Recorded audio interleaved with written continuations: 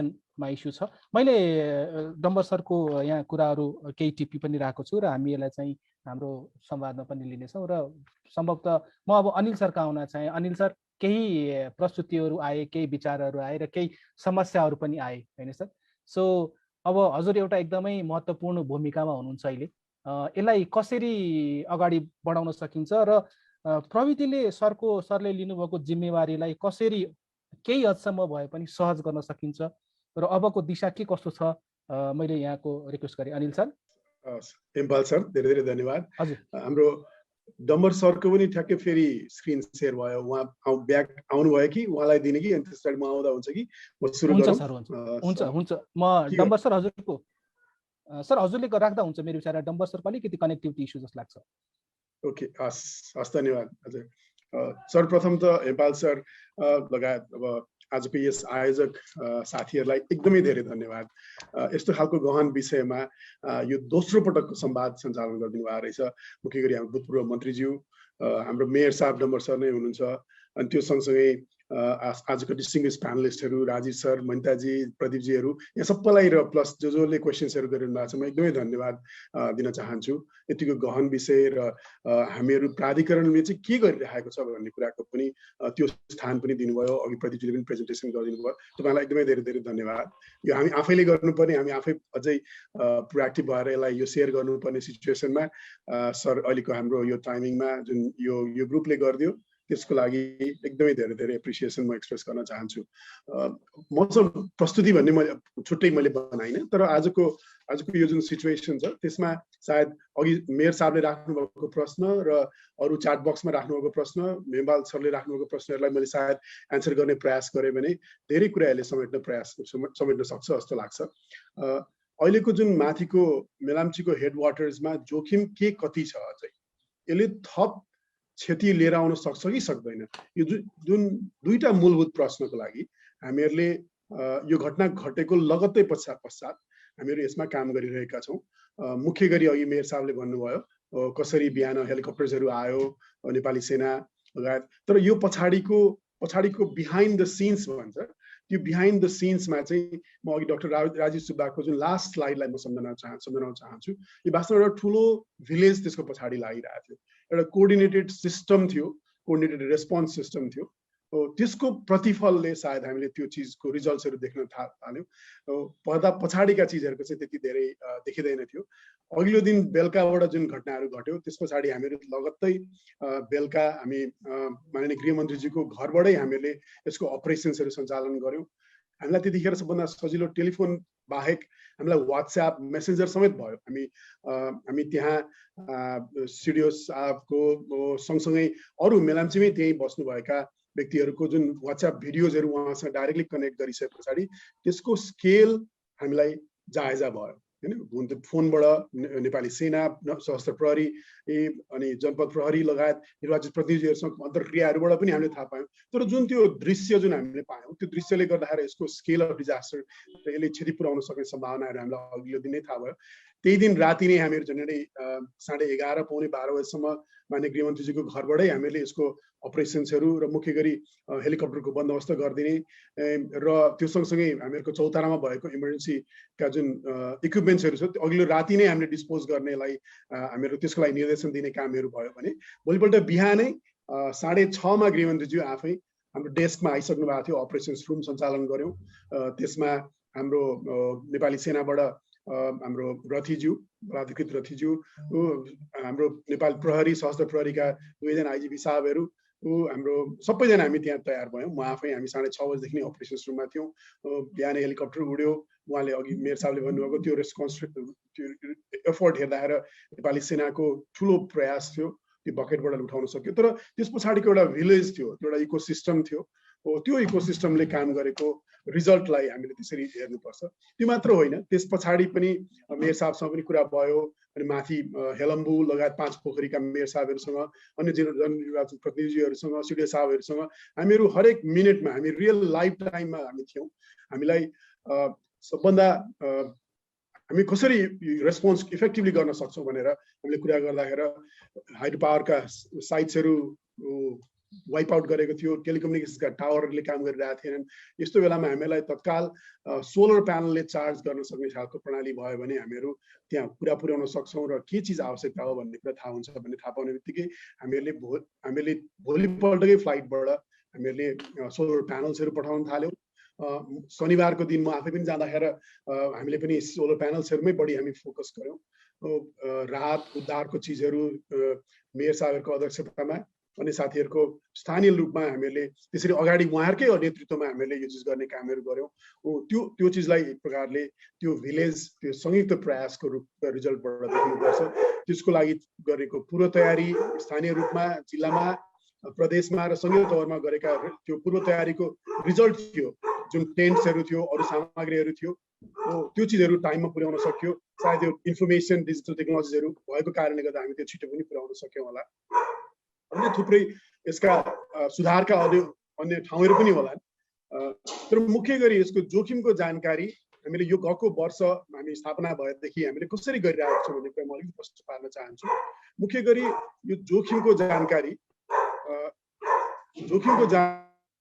चाहिँ हामीहरूले यो रिस्क मोडलिङहरू गर्ने चिजहरूको जुन अनुभवहरू छ, एकै मेरो नोइज डिस्टर्ब गर्यो र त्यसलाई सर्वसुलभ बनाउने त्यो प्रयास हामीले सुरु गरिसकेका छौँ। त्यो अघि प्रदीपजीले हामीहरूको एनडीआरएमको टिमको साथीले अघि सेयर गर्नुभयो। त्यसलाई स्थानीय पालिकामा निर्वाचित प्रतिनिधिज्यूहरूले उहाँहरूले प्रयोग गर्न सक्ने हालतमा कसरी पुर्याउन सकिन्छ त्यो राखेका जानकारीहरूलाई हामीहरूको मुख्य गरी हाम्रो प्रयत्न त्यसमा छ। यो चिज पनि अघि फेरि दोहोऱ्याउन चाहन्छु, डाक्टर राजेश सुभाष सरले भन्नुभएको जस्तो र मेयर साहबले भन्नुभएको जस्तो यो कोअर्डिनेटेड तरिकाले गऱ्यो भने मात्र सम्भव हुन्छ। त्यसैको प्रतिफल स्वरूप पुस 26 गतेको अहिलेको कार्यकारी समितिको निर्णय पनि हामीले अघि प्रदीपजीले प्रस्तुत गर्नुभयो। जोखिमको जानकारी एउटा कुनै संस्थाले तयार गरेर सम्भवै हुँदैन रहेछ, कुनै पनि देशमा सम्भव छैन। जस्तो उदाहरणको लागि हामीहरूको ह्याजर्ड मोडलिङहरू भन्छौँ, त्यो एउटा विशिष्ट खानी तथा भूगर्भ विभाग अथवा सिँचाइ विभागले गर्ने ह्याजर्ड मोडलिङहरूको चिजहरूलाई चाहिँ हामीहरूले अब त्यो काठमाडौँबाट गर्ने चिजहरू हुनसक्छ होला, फिल्डमै गएर गर्नुपर्ने चिज छ होला नि। त्यहाँ कतिवटा घर छन्, कस्ता खालका घर छन्, त्यहाँ त्यो घरभित्र बस्ने हरेक व्यक्तिको अपाङ्गता छ कि छैन, उहाँहरूको अपाङ्गताको लेभल के छ, होइन, उहाँहरूसँग फोन छ कि छैन भन्ने कुराहरू, त्यो चिज यहाँको विशिष्ट विभागले अथवा सङ्घीय सरकारले कहिले पनि गर्न सक्दैन। यो आफैमा भिलेज हो। त्यो चिजको इन्फर्मेसन भनेको स्थानीय पालिकाको नेतृत्वमा, वडा कार्यालयको नेतृत्वमा उहाँहरूले गरिदिने र त्यसलाई हामीहरूको यो विपदको पोर्टलको मार्फत लिएर आउने इकोसिस्टम बनाउन सक्यो भने मात्र हामीले गर्न सक्ने रहेछौँ।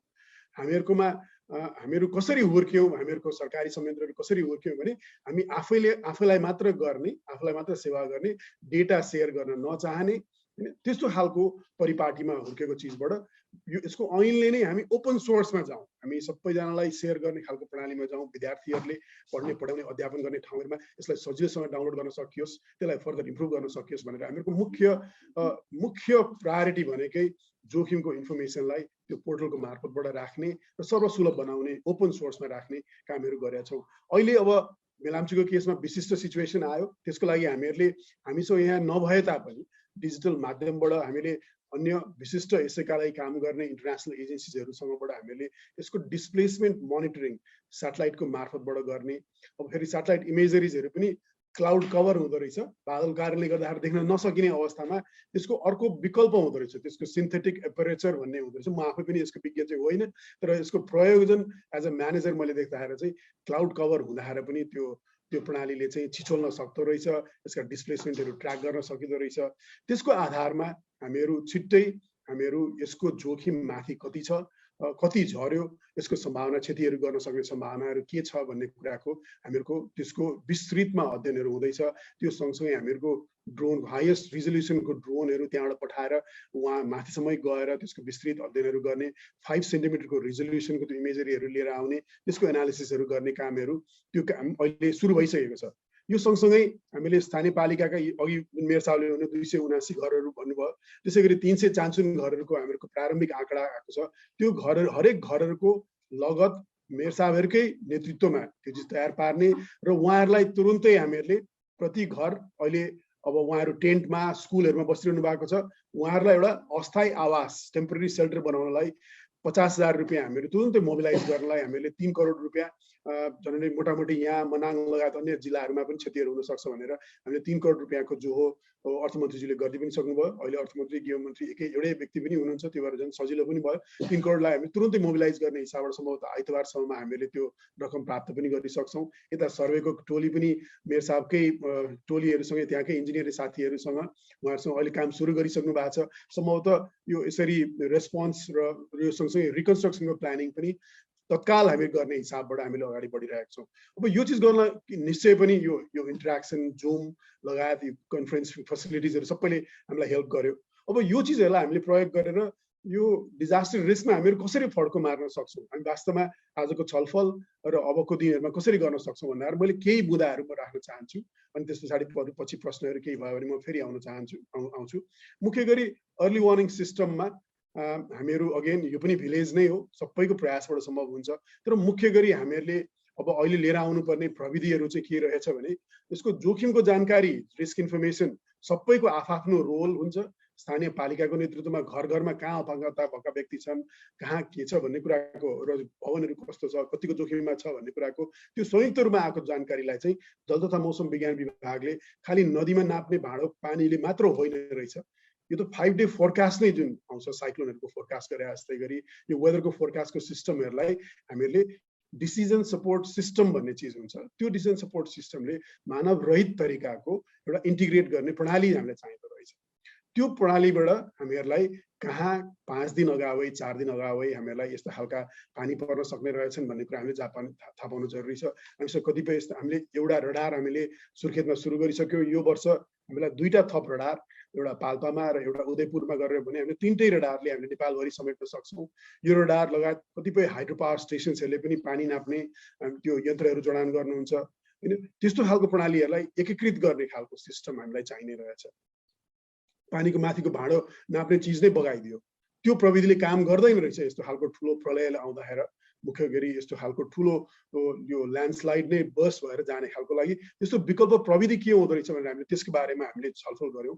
यसको पनि एउटा विकल्प हुँदो रहेछ। मुख्य गरी यो ग्लफहरू हुँदाखेरि चाहिँ त्यहाँ पनि त्यस्तो उडाउन सक्दो रहेछ, लगिदिन सक्दो रहेछ। त्यसको वैकल्पिक प्रविधि भनेको चाहिँ यसको साउन्ड वेभको मार्फतबाट कति पानी बगिरहेछ भन्ने कुरा नाप्ने प्रविधि हुँदो रहेछ भन्ने कुरा हामीले यही हप्ता मात्र थाहा पायौँ। पोट्सड्याम इन्स्टिट्युटबाट त्यो प्रस्तुति हामीले गर्न लगायौँ। विश्व ब्याङ्क लगायत थुप्रै साथीहरू, यसमा काम गर्ने साथीहरूसँग हामीले अन्तर्क्रिया गऱ्यौँ। त्यो प्रविधिलाई हामीले भित्राउनु पर्ने रहेछ। 8-10 वटा त्यो प्रविधि हामीले सुरु गर्न सक्यौँ भने लाम्ची लगायत अन्य कुनै ठाउँहरूमा एउटा त्यसले पाइलटिङको काम गर्दो रहेछ भन्ने कुरा हामी त्यसरी गऱ्यौँ। जल तथा मौसम विज्ञान विभागसँग मिलेर हामीहरू यस्तो प्रविधिहरू भित्राउँ भनेर हामीले त्यो सुरुवात गरेका छौँ। यो चिजलाई सबै लिएर आएर हामीहरूले अहिलेको प्रविधि जुन हामीले मेसेजिङ गर्ने त्यो प्रणाली छ, त्योभन्दा पनि निकै फास्ट एन्ड इफेक्टिभ सिस्टम्सहरू आइसकेका रहेछ।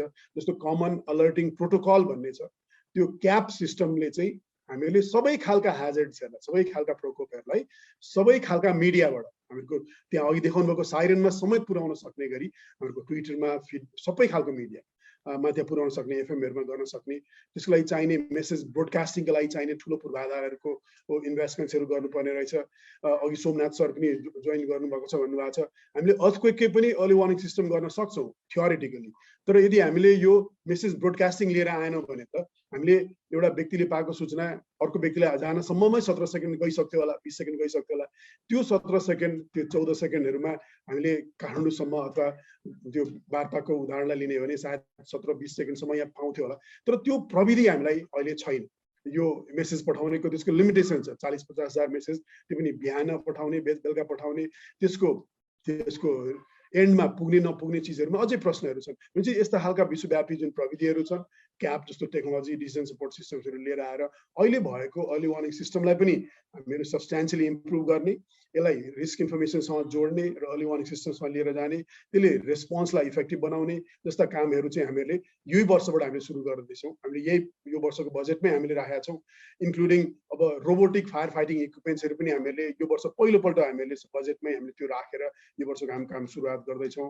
रिकन्स्ट्रक्सनको लागि जुन एनआरएलले गरेका जुन डेटा, नलेज, इन्फर्मेसनहरू त्यसलाई पनि हामी विपद पोर्टलमै लिएर आउँदैछौँ।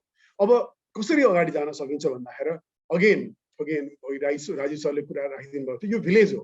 यो चिज भनेको सबै सङ्घ संस्थाले हामी आफै आफ्नो पोर्टल अर्को 30,000 वटा पोर्टल बनाएर हुँदै नै रहेछ भन्ने कुरा अघिको प्रस्तुतिहरुबाट थाहा भइहाल्यो। अहिलेको हाम्रो प्रयास भनेको हरेक स्थानीय पालिकाले आफ्नो इन्ट्री गर्ने एउटै द्वार हैन, त्यो सबै देशमा कहाँ भइरहेछ उहाँले पनि एक्सेस गर्न सक्ने, त्यसैगरी हरेक जिल्लाले, हरेक प्रदेश सरकारले, हरेक संघीय सरकारका मन्त्रालयले एक्सेस गर्न सक्ने कमन नेसनल पोर्टलको सिस्टमबाट हामीहरू गएको छौँ। हरेक 753 गाउँपालिका नगरपालिकामा हामीले यो लोकलाइज गर्ने प्रयास सुरु गरिसकेका छौँ। अहिलेको विराटनगरको, इस्नाथ नगरपालिकाहरूको केही एक्जाम्पल्सहरू देख्नुभयो, सिन्धुपाल्चोकका केही गाउँपालिका नगरपालिकाहरूको डाउन टु द हाउसहोल्ड लेभलको इन्फर्मेसन उहाँ स्थानीय पालिकाकै नेतृत्वमा त्यो राख्ने जुन बन्दोबस्त गरियो, यो एउटा इकोसिस्टम हो, यो एउटा भिलेज हो जहाँ सबैको रोलहरू हामीले स्पष्टसँग हामीले डिफाइन गर्ने, स्थानीय पालिकाहरूलाई ट्रेन गर्ने, त्यो मोडलमा हामीहरूले एनडीआरएममा जान प्रयास गरिरहेका छौँ। यसलाई चाहिने नीतिगत व्यवस्था गर्ने, जस्तो अस्तिको अहिलेको जुन पुस 26को कार्यकारी समितिको जुन बैठकको निर्णय छ, सबैले यो डेटाहरू तपाईँहरू आफै आएर हालौँ है र यसलाई रिच बनाऊँ, यसलाई आफै प्रयोजन गर्ने लिएर आउँ भन्ने त्यो बाटोमा हामीले लिएर गएको छौँ। ओपन सोर्स हुनुपर्छ, यसको रिस्क इन्फर्मेसनले सबैलाई एक्सनेबल इन्फर्मेसन पाउनुपर्छ भन्ने खालका यी यावत कुराहरूमा चाहिँ हामीहरूले नीतिगत निर्णय गरेर त्यसरी हामी यस्तो प्लेटफर्महरूको माध्यमबाट तपाईँहरूको मार्फतबाट यो अन्य सङ्घ संस्थाहरूलाई पनि हामी जानकारी गराएर त्यसलाई रिच बनाऊँ, त्यसलाई पपुलेट गरौँ र त्यसलाई प्रयोजनमा लिएर आउँ, त्यसलाई सुधार्दै जाउँ, फेरि जिरोबाट सुरु गर्नु नपरोस्, यसको साधन स्रोत पनि हामीले इफेक्टिभली म्यानेज गर्न सकौँ भन्ने प्रिन्सिपल्सको आधारमा हामीहरूले यस्तो अर्ली वार्निङ सिस्टम, रेस्पोन्सलाई इफेक्टिभ गर्ने, रिकन्स्ट्रक्सनको डेटाहरू लिएर आउने, जोखिमको जानकारी लिएर आउने, अन्य विश्वव्यापी टेक्नोलोजीहरूलाई पनि लिएर आउने हिसाबबाट हामी त्यसरी अगाडि गइरहेका छौँ।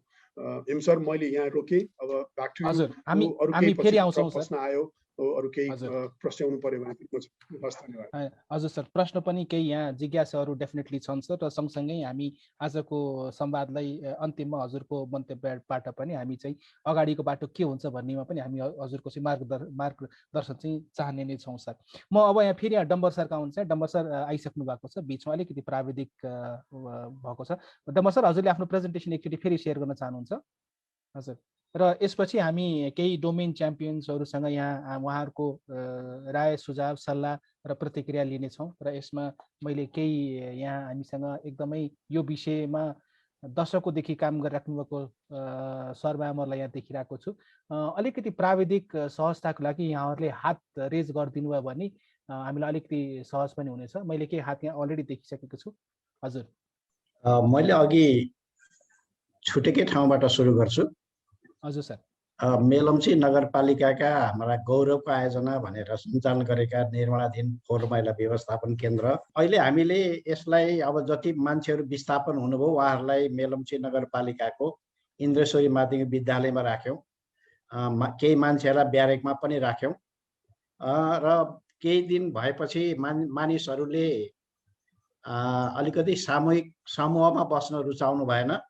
त्यसपछि अलिकति यो मेलम्ची नगरपालिकाको माथि टारमा अलिकति खाली घरहरू भेटिसकेपछि हामीले भाडा तिर्दिन्छौँ भन्यौँ, र त्यसपछि उहाँहरू क्रमशः डेराहरूमा जानुभएको छ।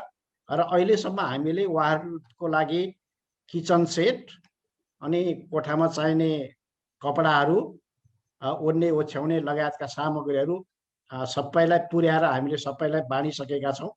र अलिकति परपर जो चाहिँ पाहुना लागेर बस्नुभएको छ, केही सङ्ख्यामा छ, ती मान्छेहरूलाई अहिले हामी अब क्रमशः केही सामग्री चाहिने सामग्री सबै पुरा नभएको हुनाले हामी खरिद गरेर अहिले उहाँहरूलाई दिँदैछौँ। र यसको निम्ति अब हामीले विभिन्न सुरक्षा निकायका सहयोग पनि प्राप्त गरेका छौँ। र खास गरी अहिले यति बेला पुग्दाखेरि हामीले एउटा पूर्व सूचना प्रणालीको लागि 2 ठाउँमा साइरन पनि जडान गरिएको छ। त्यो एउटा मेलम्चीको मुख्य बजार माथि छ र अर्को बाउनीपाटीको बजारमा हामीले 2टा साइरन राखेका छौँ। र हामी अलिकति यो साइरनहरू पनि यो मेलम्ची बजारभन्दा माथि हेलम्बुसम्म पनि राख्नुपर्छ भनेर हामी छलफल गरिरहेका छौँ। र अलिकति यसो गर्न सक्यो भनेदेखि अलिकति हामी सुरक्षित हुन सक्थ्यौँ। यसको निम्ति निरन्तर जुटिरहेका छौँ। खास गरी यति बेला अब अहिलेसम्म पनि हामीले 1 गतेको प्रकोप हुनुको कारण हामीले स्पष्ट जवाफ पाउन सकेका छैनौँ। र यो अनि इन्द्रावती र मेलम्ची खोलाको मुहान क्षेत्र घट्न सक्ने सम्भावनाहरू के छन् आगामी दिनमा, त्यो कुरा पनि स्पष्ट हुनुपर्छ भन्ने लाग्छ। त्यसै गरी अब तटीय क्षेत्रमा हुन सक्ने जोखिम र यसको व्यवस्थापन र सँगसँगै क्षति भएका संरचनाहरूको पुनर्निर्माणको बारेमा त अघि अनिल सरले धेरै कुरा राख्नु भएको छ। हामी त्यो ढङ्गले अगाडि बढाउला। यी अगाडिका 3टा सन्दर्भमा अलिकति हामी कसरी जान सकौँला, यो चाहिँ अलिकति मैले सार्वजनिक गर्न खोजेको पनि विषय हो र यी कुराहरूसँग हामीले सहयोग प्राप्त गर्नेछौँ। म यो विश्वास व्यक्त गर्दै अहिलेको निम्ति मेरो थोरै भनाइ यही राख्छु। धन्यवाद, नमस्कार। मैले यहाँ राख्न चाहेँ, धन्यवाद डम्बर सर। र के अरे प्राविधिक रूपमा केही सानो ग्लिचेस आएको थिए, तर हामी यसलाई चाहिँ अहिलेको सन्दर्भमा हामीले यसलाई स्वाभाविक रूपमा पनि लिन्छौँ, किनभनेदेखि हामी अझै विकास क्रममा छौँ। मैले यहाँ अब डम्बर सर पछि केही हाम्रो यहाँ आजको डोमेन च्याम्पियन्सहरू र यो विषयसँग दशकौँदेखि काम गरिरहेको यहाँ सरमा मैले हात पनि हेरिरहेको छु। मैले यहाँ सबभन्दा अगाडि हाम्रो मिन सर हुनुहुन्छ, डाक्टर मिन सर एनसिडिएमबाट, उहाँलाई पनि आफ्नो कुराहरू छोटोमा राखिदिन हुनको लागि र यहाँ डोमेन च्याम्पियन्स र पार्टिसिपेन्ट्सको कुराहरू सुनिसकेपछि हामी आज अलिकति यो सेकेन्ड राउन्डलाई इमिडिएटली फाइनल राउन्डमा नै लाने हामी प्रयास गर्दैछौँ र सबै रिसोर्स पर्सनबाट उहाँको प्रतिक्रियाहरू हामी डोमेन च्याम्पियन्स र पार्टिसिपेन्टपछि लिन्छौँ। मिन सर, हजुरलाई मैले रिक्वेस्ट गरेँ। हस्, धन्यवाद। नमस्कार पूर्व मन्त्रीज्यू, एनडिआरआरएमए प्रमुखज्यू लगायत सम्पूर्णमा र कार्यपत्र प्रस्तुताज्यूहरूमा धेरै राम्रो विषयवस्तुमा धेरै राम्रा कार्यपत्रहरू आएका छन्। यसको लागि म आयोजकलाई हार्दिक आभार व्यक्त गर्न चाहन्छु। अब म अलिकति डेभिएट पनि हुन चाहन्छु, किनभने अब यो हामीले विपद व्यवस्थापनको कुरो गर्दाखेरि सबभन्दा पहिले त के भने यो ट्रेन्ड जुन छ हाम्रो यो क्षतिको, मानवीय भौतिक क्षति यो बढ्दो रूपमा छ हैन। अब हाम्रा सरकारी गैर सरकारी संस्थाहरूले गफ त धेरै गर्छन् हैन, यो गरौँ त्यो गरौँ, यस्तो गर्दैछौँ उस्तो गर्दैछौँ भनेर, तर वास्तविक पीडित चाहिँ पीडित नै छन्। अब मेयर साहब पनि आउनुभएको रहेछ, सिन्धुपाल्चोक जिल्लाकै गत वर्षका पीडितहरू अझै पनि पीडित छन् भनेपछि कस्तो किसिमको व्यवस्थापन हो यो। अब हिजो पनि यो प्रदेश को संसदमा चाहिँ सांसदहरूले असन्तुष्टि व्यक्त गरिरहेका छन्। त्यसकारण चाहिँ अब हाम्रो के भइरहेको छ भनेदेखि विपद व्यवस्थापनले रङ कोर्स लिएको छ कि हामीले जुन कुरामा बढी चाहिँ लगानी गर्नुपर्ने हो, ध्यान दिनुपर्ने हो, त्यो कुरामा चाहिँ नगर्ने, सजिलो कुरामा गर्ने हैन। अब विभिन्न किसिमका मिटिङहरू, अन्तर्क्रिया भनेको छ, रिपोर्ट भनेको छ, एक्सन प्लान भनेको छ, फेरि एउटै किसिमका रिपोर्टहरू योजनाहरू बनिरहेका छन्। फेरि योजना बनेको ठिक छ, तर त्यो लागू हुनु पर्यो नि, खोइ लागू भएको। अब यो मेलम्चीमा अहिले बाढी आयो, त्यत्रो वितन्न मच्यो हैन, पानी धेरै परेर भन्ने कुरा आउँछ हैन। के आउँछ, पानी धेरै त जहिले पनि पर्छ नि, अनि कुनै वर्ष अलि बढी पर्छ, कुनै वर्ष अलि कम पर्छ। तर के भनेदेखि अब त्यो किन यस्तो भयो भन्ने त्यसको चाहिँ अब पछाडिका कारणहरू केही त आइसकेका छन्, केही विज्ञहरूले व्यक्त गरिसकेका छन् हैन। अब म त्यस्तो साह्रो ठुलो विज्ञ त होइन, त्यही पनि मैले यसो हेर्दा बुझ्दाखेरि के, म पनि गएको छु मेलम्ची, तर किन यतिखेर होइन अगाडि नै गएको छु। यो अहिले यो बाढीपछि म गएको छैन। अब त्यहाँ जुन भौतिक संरचनाहरू, बाटोघाटो, पुल पुलेसाहरू बनेका छन्, होचा पुल बनाउने हैन, अब नदीमै जोडेर चाहिँ अब बगरमै, अब अघि मेयर साहबले देखाएको फोटोमै पनि छ, बगरमै घरहरू बनाइराखेको छ, अनि बाढीले लैजाँदैन, अनि खोइ नियमन गरेको हैन, कन्ट्रोल गर्न पर्दैन, त्यस्तो कुरालाई रोक्न पर्दैन।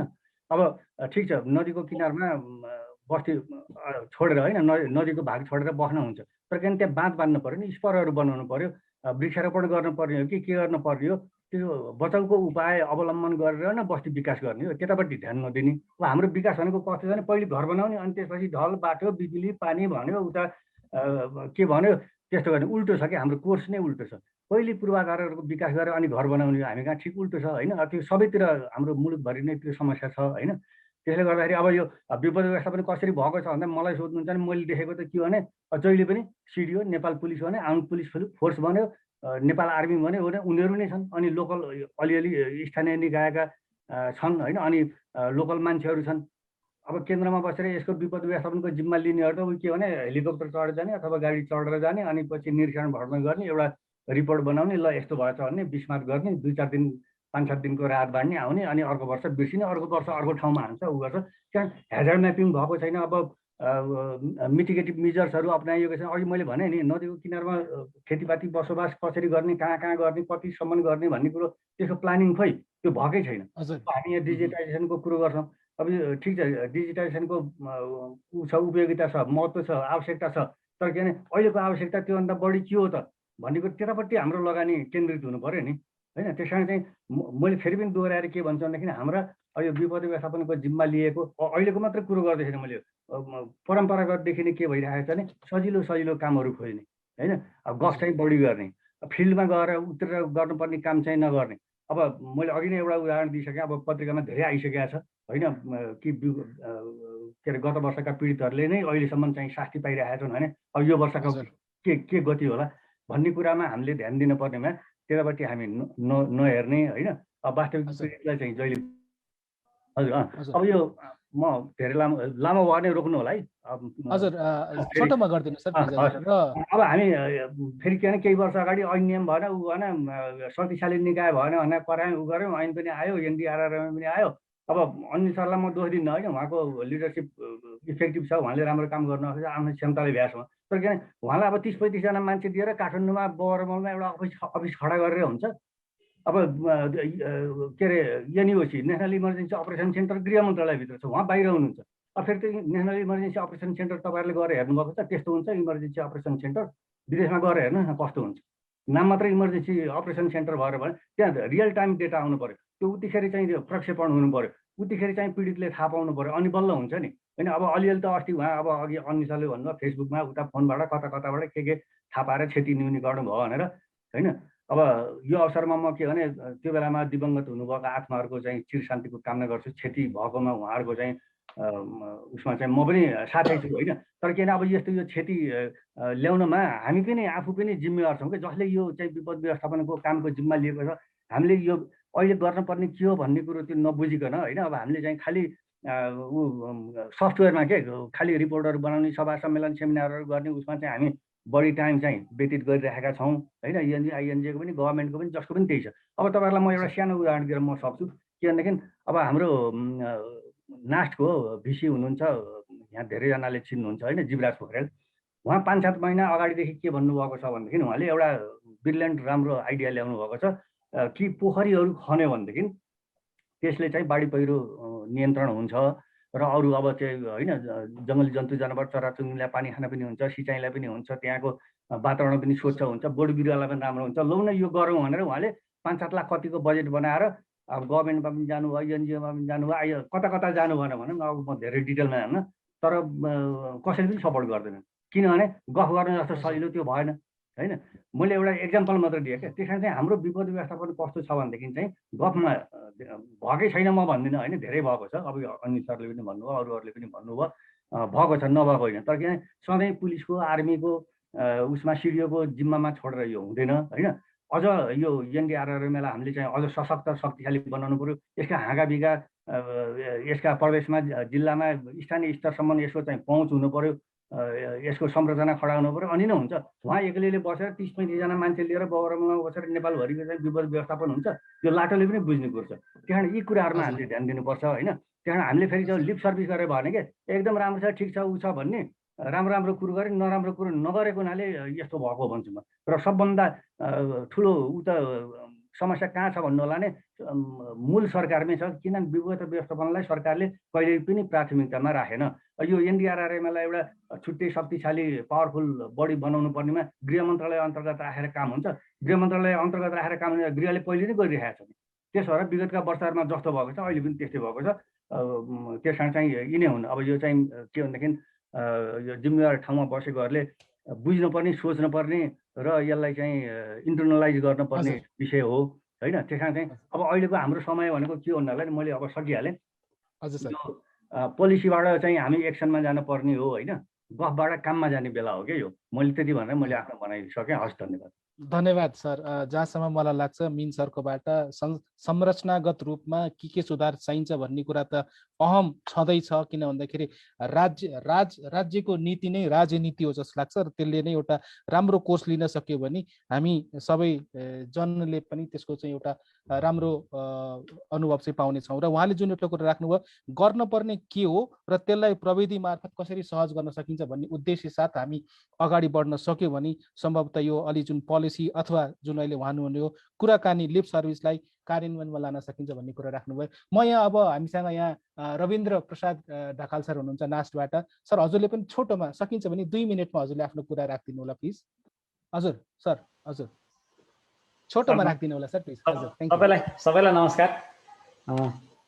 मेरो यहाँ हाम्रो डोमेन चाहिँ म रामप्रसाद रिमाल रामलक्ष्मण इनोभेसन्सको हाम्रो डोमेन चाहिँ विगत हामी 15-16 वर्षदेखि हामी सामुदायिक यो साइरन प्रणालीमा काम गरिरहेका छौँ र यो सामुदायिक साइरन प्रणालीले कसरी अहिले जस्तो बाढी पहिरो लगायतका अन्य घटनालाई पनि कसरी यसले चाहिँ न्यूनीकरण गर्न सक्छ त यो सम्बन्धी एउटा सानो म 1 मिनेटमा सिद्ध्याउँछु। खासै मेरो केही पनि ठुलो केही पनि छैन। अब यसमा यो सामुदायिक साइरन प्रणाली चाहिँ दिगो रूपमा समुदायले सञ्चालन गर्ने खालको एउटा साइरन प्रणाली हो। यो साइरन प्रणालीले के गर्छ भने हामीसँग त्यो जुन समुदायमा जसलाई साइरन बजाएर यसको यो खबर गर्नुपर्ने हुन्छ, अलर्ट गर्नुपर्ने हुन्छ, त्यो वार्निङ गर्नुपर्ने समुदायमा चाहिँ साइरन जडान भएको हुन्छ र त्यसको जुन सेन्सरहरू हुन् त्यो चाहिँ अब बाढीको लागि स्पेसली अहिले बाढीको लागि कुरा गर्दाखेरि हामीले त्यो नदीको तट क्षेत्रमा साइरन जडान गर्यो र त्यसभन्दा 10-12-15 किलोमिटर माथि नदीको चाहिँ माथि बहाव हुने ठाउँहरूमा चाहिँ सेन्सरहरू जडान गर्यो भने एउटा सेन्सरको पार्ट। अर्को दोस्रो भनेको त्यहाँ म्यानुअल कल पोइन्टहरू, जस्तो सेन्सरले चाहिँ अघि नै कुरा आयो, सेन्सर कहिलेकाहीँ सेन्सरै बगाएर लैजाने अवस्थाहरू आउँछ। त्यो सेन्सरले चाहिँ त्यसले अलर्ट गर्न नपाउने अवस्था नि हुनसक्छ, कहिलेकाहीँ फेलियर पनि हुनसक्छ। त्यसले गर्दा मल्टिपल सेन्सरको ट्रिगरको आधारमा चाहिँ त्यसले तुरुन्तै साइरन बजाउने अटोमेटिक। त्यो सँगसँगै अर्को म्यानुअल रूपमा जस्तो त्यहाँ चाहिँ प्रहरीहरू हुनुहुन्छ, सुरक्षा निकायहरू हुन्छ, त्यस्तोले चाहिँ म्यानुअल रूपमा साइरन बजाइदिने र कसले साइरन बजाएको त्यसको जानकारी दिने र सम्बन्धित निकायमा जहाँ सम्बन्धित चाहिँ यो समुदायमा र अहिले पनि हामीले एउटा यो अस्तिको मेलम्चीको पनि हामीले 2टा साइरन जडान गरेको छौँ त्यहाँ बाहुने पाटी र चाहिँ मेलम्ची बजारमा। त्यहाँलाई पनि अहिले के छ भने 7 ठाउँबाट प्रहरीको चेकपोस्ट अनि सशस्त्रको चेकपोस्टले साइरन बजाउन सक्छ म्यानुअल कल पोइन्ट प्रयोग गरेर। त्यहाँ अहिले GSM 3G नेटवर्कै प्रयोग गरेको थियो। त्यसपछि तल जुन चाहिँ यो तटीय क्षेत्रमा बस्ने चाहिँ यो बासिन्दाहरू उहाँहरूलाई यसले चाहिँ मेसेज जाने, त्यसले एउटा त ठुलो साइरन बज्ने, साइरन बजेपछि त्यसले आवाज दिने र अर्को चाहिँ मेसेज जाने। कमसेकम यो गर्दाखेरि चाहिँ अब यो बाढीको सूचना चाहिँ चाँडै पुग्न सक्छ र यसले चाहिँ अब अलिकति धनजनको क्षति कम गराउन सक्छ भन्ने एउटा यो आधारमा एउटा साधनको रूपमा यो सामुदायिक साइरन प्रणाली प्रयोग गर्न सकिन्छ। त्यस्तै यसैमा ग्लफको लागि भनौँ न, ग्लफको लागि चाहिँ हामीले फ्लोटिङ बुयोहरू चाहिँ डेभलप गरेका थियौँ। यस्तो कुराहरू राखेर यो अहिले फ्लड चाहिँ कहाँ छ त त्यसको ट्र्याकिङसम्म गर्न सक्ने अवस्था रहन्छ होइन। अब मैले यो समय धेरै छैन, यसको डिटेलमा हामीले पनि बनाएका छौँ। त्यो कुरा हामी सेयर गरौँला, हामी यही ग्रुपमा पनि सेयर गरौँला। अनि यो टेक्स्टमा अहिले हाम्रो जुन डकुमेन्ट बन्छ त्यो डकुमेन्ट पनि उल्लेख गर्नु होला यहाँले। हस्, मैले यति राख्ने मौका पाएँ। धन्यवाद। हजुर रामलक्ष्मण सर, हजुरले यो डकुमेन्ट हामीलाई उपलब्ध गराइदिनु भने यो जुन रिपोर्ट कम्पाइल हुन्छ त्यसमा हामी यसलाई चाहिँ सम्मेलन गरेर लानेछौँ। म रविन्द्र प्रसाद ढकाल सर आउनु भएको छ। Rabindra sir please. हस्, धन्यवाद हेमपाल सर र यहाँ उपस्थित हुनुभएका अनिल सर लगायत हाम्रो पूर्व मन्त्रीज्यू लगायत यहाँ उपस्थित यो विपद सम्बन्ध रिलेटेड भएका सम्पूर्ण महानुभावहरूलाई नमस्कार गर्न चाहे। र आज वास्तवमा विषयवस्तुसँग जोडिने र अहिलेको सान्दर्भिक समय सन्दर्भ अनुसार मिलाएर जुन कार्यक्रम अर्गनाइज गर्नुभएको छ यहाँलाई म विशेष धन्यवाद दिन चाहन्छु। म विज्ञान तथा प्रविधि प्रज्ञा प्रतिष्ठानमा हामीले प्रविधि सम्बन्धी गरेका केही रिलेटेड कुराहरू मात्रै हाइलाइट गर्न चाहे समयको पाबन्दीलाई मध्यनजर राख्दै। हामी यहाँहरूले जसरी उठाइराख्नु भएको छ अहिले हामी धेरै सेक्टरमा हात हालिराखेका छैनौँ। एउटा अर्थक्वेकको अर्ली वार्निङ सिस्टममा केही काम गरौँ भनेर लागिराखेका छौँ। त्यसका केही टेक्निकल ग्लिचेसहरूको कारणले गर्दा हामीले ठ्याक्कै मेटेरियलाइज गर्न नसकेको कुरा म सबै यहाँ उपस्थित हुनुभएको महानुभावहरूलाई आग्रह गर्न चाहन्छु। हामीलाई पनि अहिले भनिएको जस्तो हामी एक्लैले गर्न नसक्ने, सबैको सपोर्ट नपाएको कारणले गर्दाखेरि धेरै केही कमी कमजोरीहरू भएका छन्। जस्तो एनटिसीबाट हामीले केही कोअर्डिनेसनको काम पायौँ, कम्युनिकेसनको नेटवर्किङमा अलिकति केही सपोर्ट पाइयो भने मलाई लाग्छ ती सिस्टमहरूलाई एक्टिभेट गराएर लैजान सकिन्छ भन्ने लाइनमा काम गरिराखेका छौँ अहिले पनि।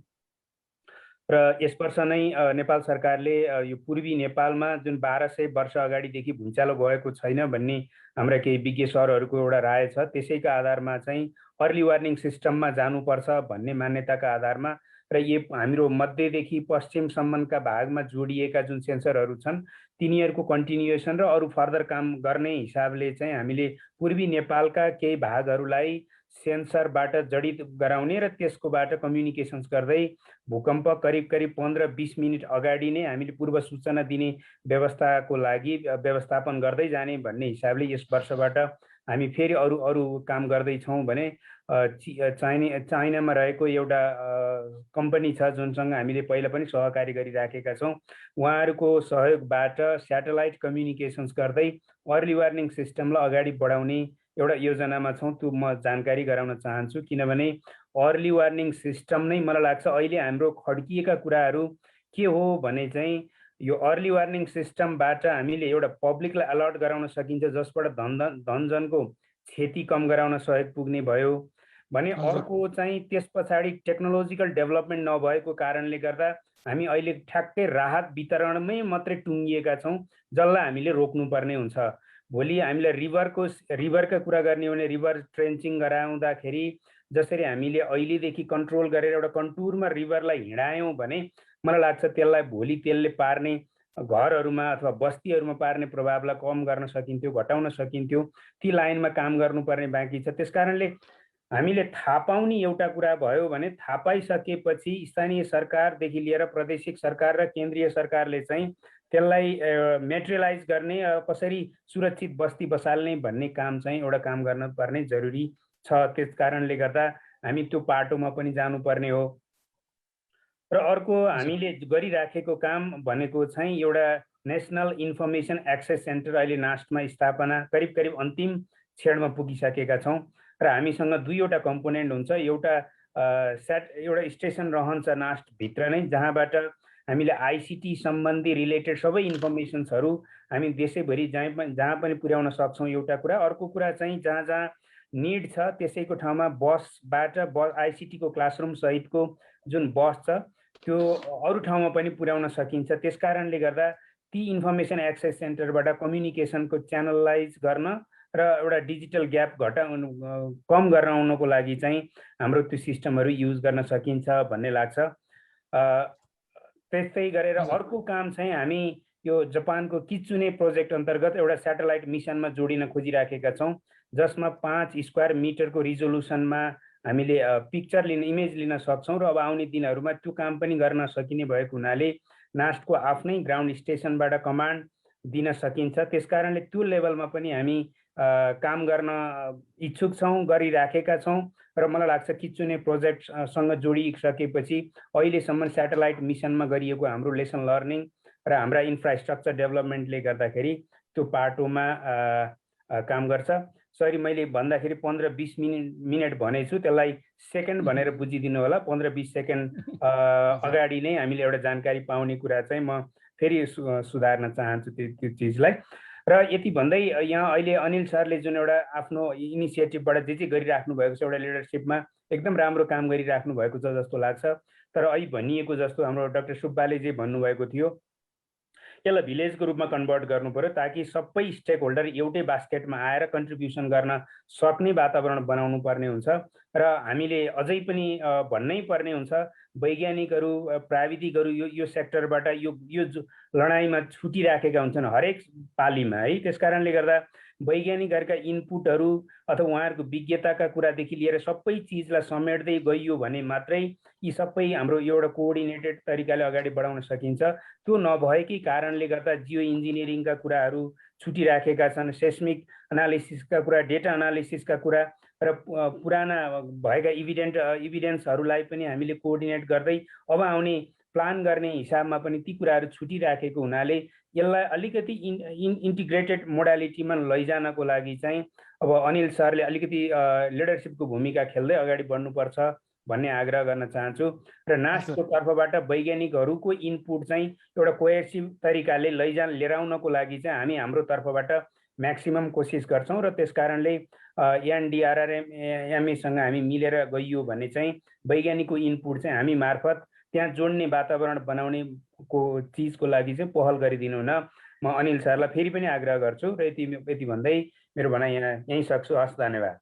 धन्यवाद रविन्द्र सर। र सरले जुन कुरा राख्नुभयो, हामी आशा गरौँ यो समन्वय धेरै चाँडो होस् र आउँदै कुनै पनि विपदमा चाहिँ यहाँहरूको जुन क्षमता छ, यहाँहरूको जुन कलेक्टिभ इन्टेलिजेन्स छ, कलेक्टिभ त्यसले चाहिँ काम गरोस् र नेपाली जनधनको चाहिँ कमभन्दा कम क्षति होस्। म यहाँ आराधनाजीका आउन चाहिँ, आराधनाजी हजुरले पनि आफ्नो कुरा छोटोमा राखिदिने रिक्वेस्ट गरेँ।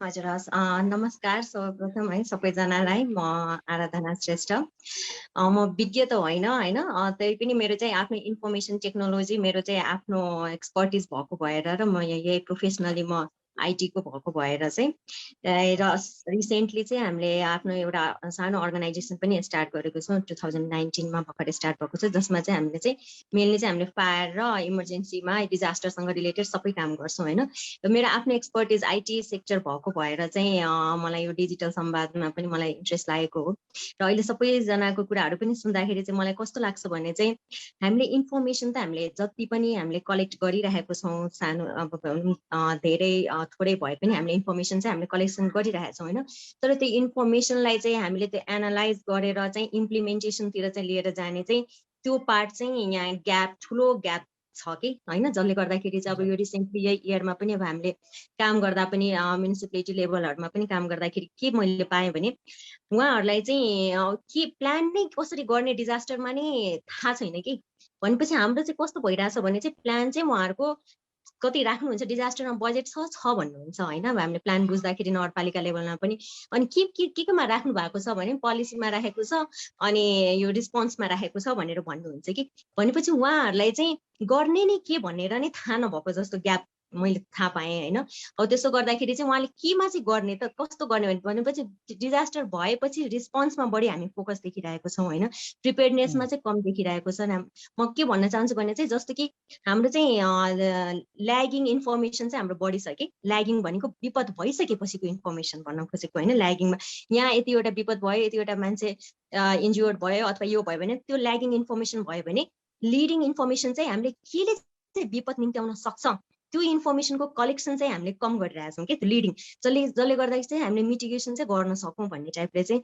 सो त्यो मेन चाहिँ लिडिङ इन्फर्मेसनको जसले गर्दा भनौँ हामीले मिनिमाइज गर्न सकौँ त्यो ग्यापलाई मिटिगेट गर्न सकौँ अहेड अफ टाइम होइन त्यो चाहिँ मलाई लाग्छ कि हामीले इन्फर्मेसन चाहिँ कलेक्सन गर्दाखेरि चाहिँ त्यो एकदमै इम्पोर्टेन्ट पार्ट हो र त्यसरी नै हामीले एनालाइज गरेर चाहिँ हामी मुभ अन गर्न सक्यौँ भने चाहिँ र यो अघि नै भन्नुभयो होइन हाम्रो डाक्टर राजीव सुब्बा सरले पनि भन्नुभयो होइन एउटा भिलेज नै चाहिन्छ र मलाई पनि कस्तो लाग्छ भने चाहिँ हामीले जहिले पनि अरू रिसोर्स बाहिरको रिसोर्समा चाहिँ निर्भर हुनुभन्दा पनि लोकली चाहिँ हामीले क्यापेसिटी बिल्डिङ कसरी गर्ने त उहाँहरूलाई चाहिँ हामीले कसरी गाइडेन्स गर्ने र होइन इभन हामीले नगरपालिकाले पनि प्लान गर्दाखेरि लोकल लेभलमा किनभने लोकल स्ट्रेन्थनिङ नै हाम्रो मलाई लाग्छ कि सेन्ट्रल स्ट्रेन्थनिङको एउटा बन्ड हुन जान्छ र लोकल स्ट्रेन्थनिङमा हामीले फोकस गऱ्यो भने उहाँहरूलाई चाहिँ कसरी हामीले गाइडेन्स गर्न सक्छौँ उहाँहरूले प्लानहरू बनाउँदा हामीले कसरी हेल्प गर्न सक्छौँ होइन अब अहिले नै त्यो रिसेटलमेन्टको कुराहरू हुनसक्छ जस्तो बगरमा अघि भन्दै हुनुहुन्थ्यो मिन्सहरूले होइन बगरमा यत्रो छ भने हामीले त्यतातिर हामीले कसरी हामीले त्यो प्लान गर्दाखेरि सहर बसाउँदा नै हामीले यो ठाउँमा किन भइरहेछन् अथवा यो छ भने चाहिँ हामीले बिस्तारै त्यसलाई रिसेटलमेन्ट गर्नेतिर कसरी ध्यान दिने भन्ने कुराहरूमा चाहिँ मलाई लाग्छ त्यो लिडिङ इन्फर्मेसन चाहिँ हामीले ग्यादर गरेर र त्यो अनुसारको चाहिँ स्टेप वाइज हामीले इम्प्लिमेन्टेसन गर्न सक्यौँ भने चाहिँ मलाई लाग्छ मोरओभर हामीले एकदमै राम्रो गर्न सक्छौँ र हामीले कन्ट्रीको पनि हामीले ठुलो बजेट हामीले सेभ गर्न सक्छौँ कि रिस्पोन्समा अहिले हामीले जति पनि बजेट अहिले हामीले गरिरहेका छौँ यदि मिटिगेसनमा हामीले त्यो गर्न सक्यौँ भने त्यो एकदम फ्रुटफुल हुन्छ र म यति नै भनाइ आफ्नो राख्न चाहन्छु होइन हस् धन्यवाद थ्याङ्क यू सो मच हजुरले चाहिँ एउटा प्रविधिको विद्यार्थीको रूपमा यो विपदमा चाहिँ ल्यागिङ इन्फर्मेसनको चाहिँ अलिकति बाहुल्यता देखिरहेको छ यसलाई लिडिङ इन्फर्मेसनले केही हदसम्म सम्बोधन गर्न सक्छ भन्ने कुरा राख्नुभयो एकदमै महत्त्वपूर्ण र म अब यहाँ हामीसँग केही हातहरू देखिरहेको छु नुजा किजु भक्तपुरबाट हुनुहुन्छ नाममै यसो नुजा सर मैले हजुरलाई हजुर छोटोमा राखिदिनु होला प्लिज यहाँले मेसेज पनि गरिराख्नु भएको छ हजुर प्लिज धन्यवाद सर यहाँ उपस्थित सम्पूर्णमा नमस्कार सर म भक्तपुरबाट र मैले आज लगभग सबै सेसनहरू सुने यहाँ चाहिँ सबै डिजास्टर प्रिपेयर्डनेसहरू डिजास्टर सम्बन्धीको सेसनहरू भइरहेको थियो र मलाई भन्न मन लागेको कुरा चाहिँ डिजास्टर सँगसँगै रेस्क्युको पार्टहरू पनि सँगसँगै आउँछ र आउनु पर्छ जस्तो लाग्छ र म चाहिँ स्काउटमा बसेर र यहाँ लोकल टिमहरूमा बसेर म 3-4 इयर्सदेखि नै रेस्क्यु पार्टमा कामहरू गरिरहेको छु एज अ एडभेन्चरको रूपमा र रेस्क्यु पार्टमा मलाई अलिकति भन्न मन लागेको कुरा चाहिँ हामी डिजास्टरसँग कुरा गर्दै गर्दा जुन रेस्क्यु पार्टमा आउँदाखेरि चाहिँ यो इमर्जेन्सी नम्बर जस्तै काहीँ कुनै घटना घटिहाल्यो भने चाहिँ त्यहाँको नजिकैको अस्पतालहरूको नम्बर एम्बुलेन्सहरूको नम्बर त्यो पनि चाहिँ हामीले प्रिपेयर गरिराख्यौँ भने चाहिँ यसले धेरै मान्छेहरूको ज्यान बचाउनेदेखि लिएर धेरैलाई सहयोग हुने जस्तो देखिन्छ र मैले यही सिलसिलामा एउटा एन्ड्रोइड एपहरू बनाएको थिएँ मैले यो सिलसिलामा स्वास्थ्य मन्त्रालयदेखि लिएर सबै ठाउँमा फोन गरेर चाहिँ हाम्रो काठमाडौँ उपत्यका हरेक जिल्लामा देशभरि चाहिँ हस्पिटलहरूको नम्बर सबै सेन्ट्रलाइज फर्ममा सबै एम्बुलेन्सहरू जस्तै देशमा कुन जिल्लामा कुन एम्बुलेन्स छ भन्ने एउटा सेन्ट्रलाइज डाटा फर्म चाहिँ मैले नदेखेको अलिकति ल्याक्नेस जस्तो पाएर चाहिँ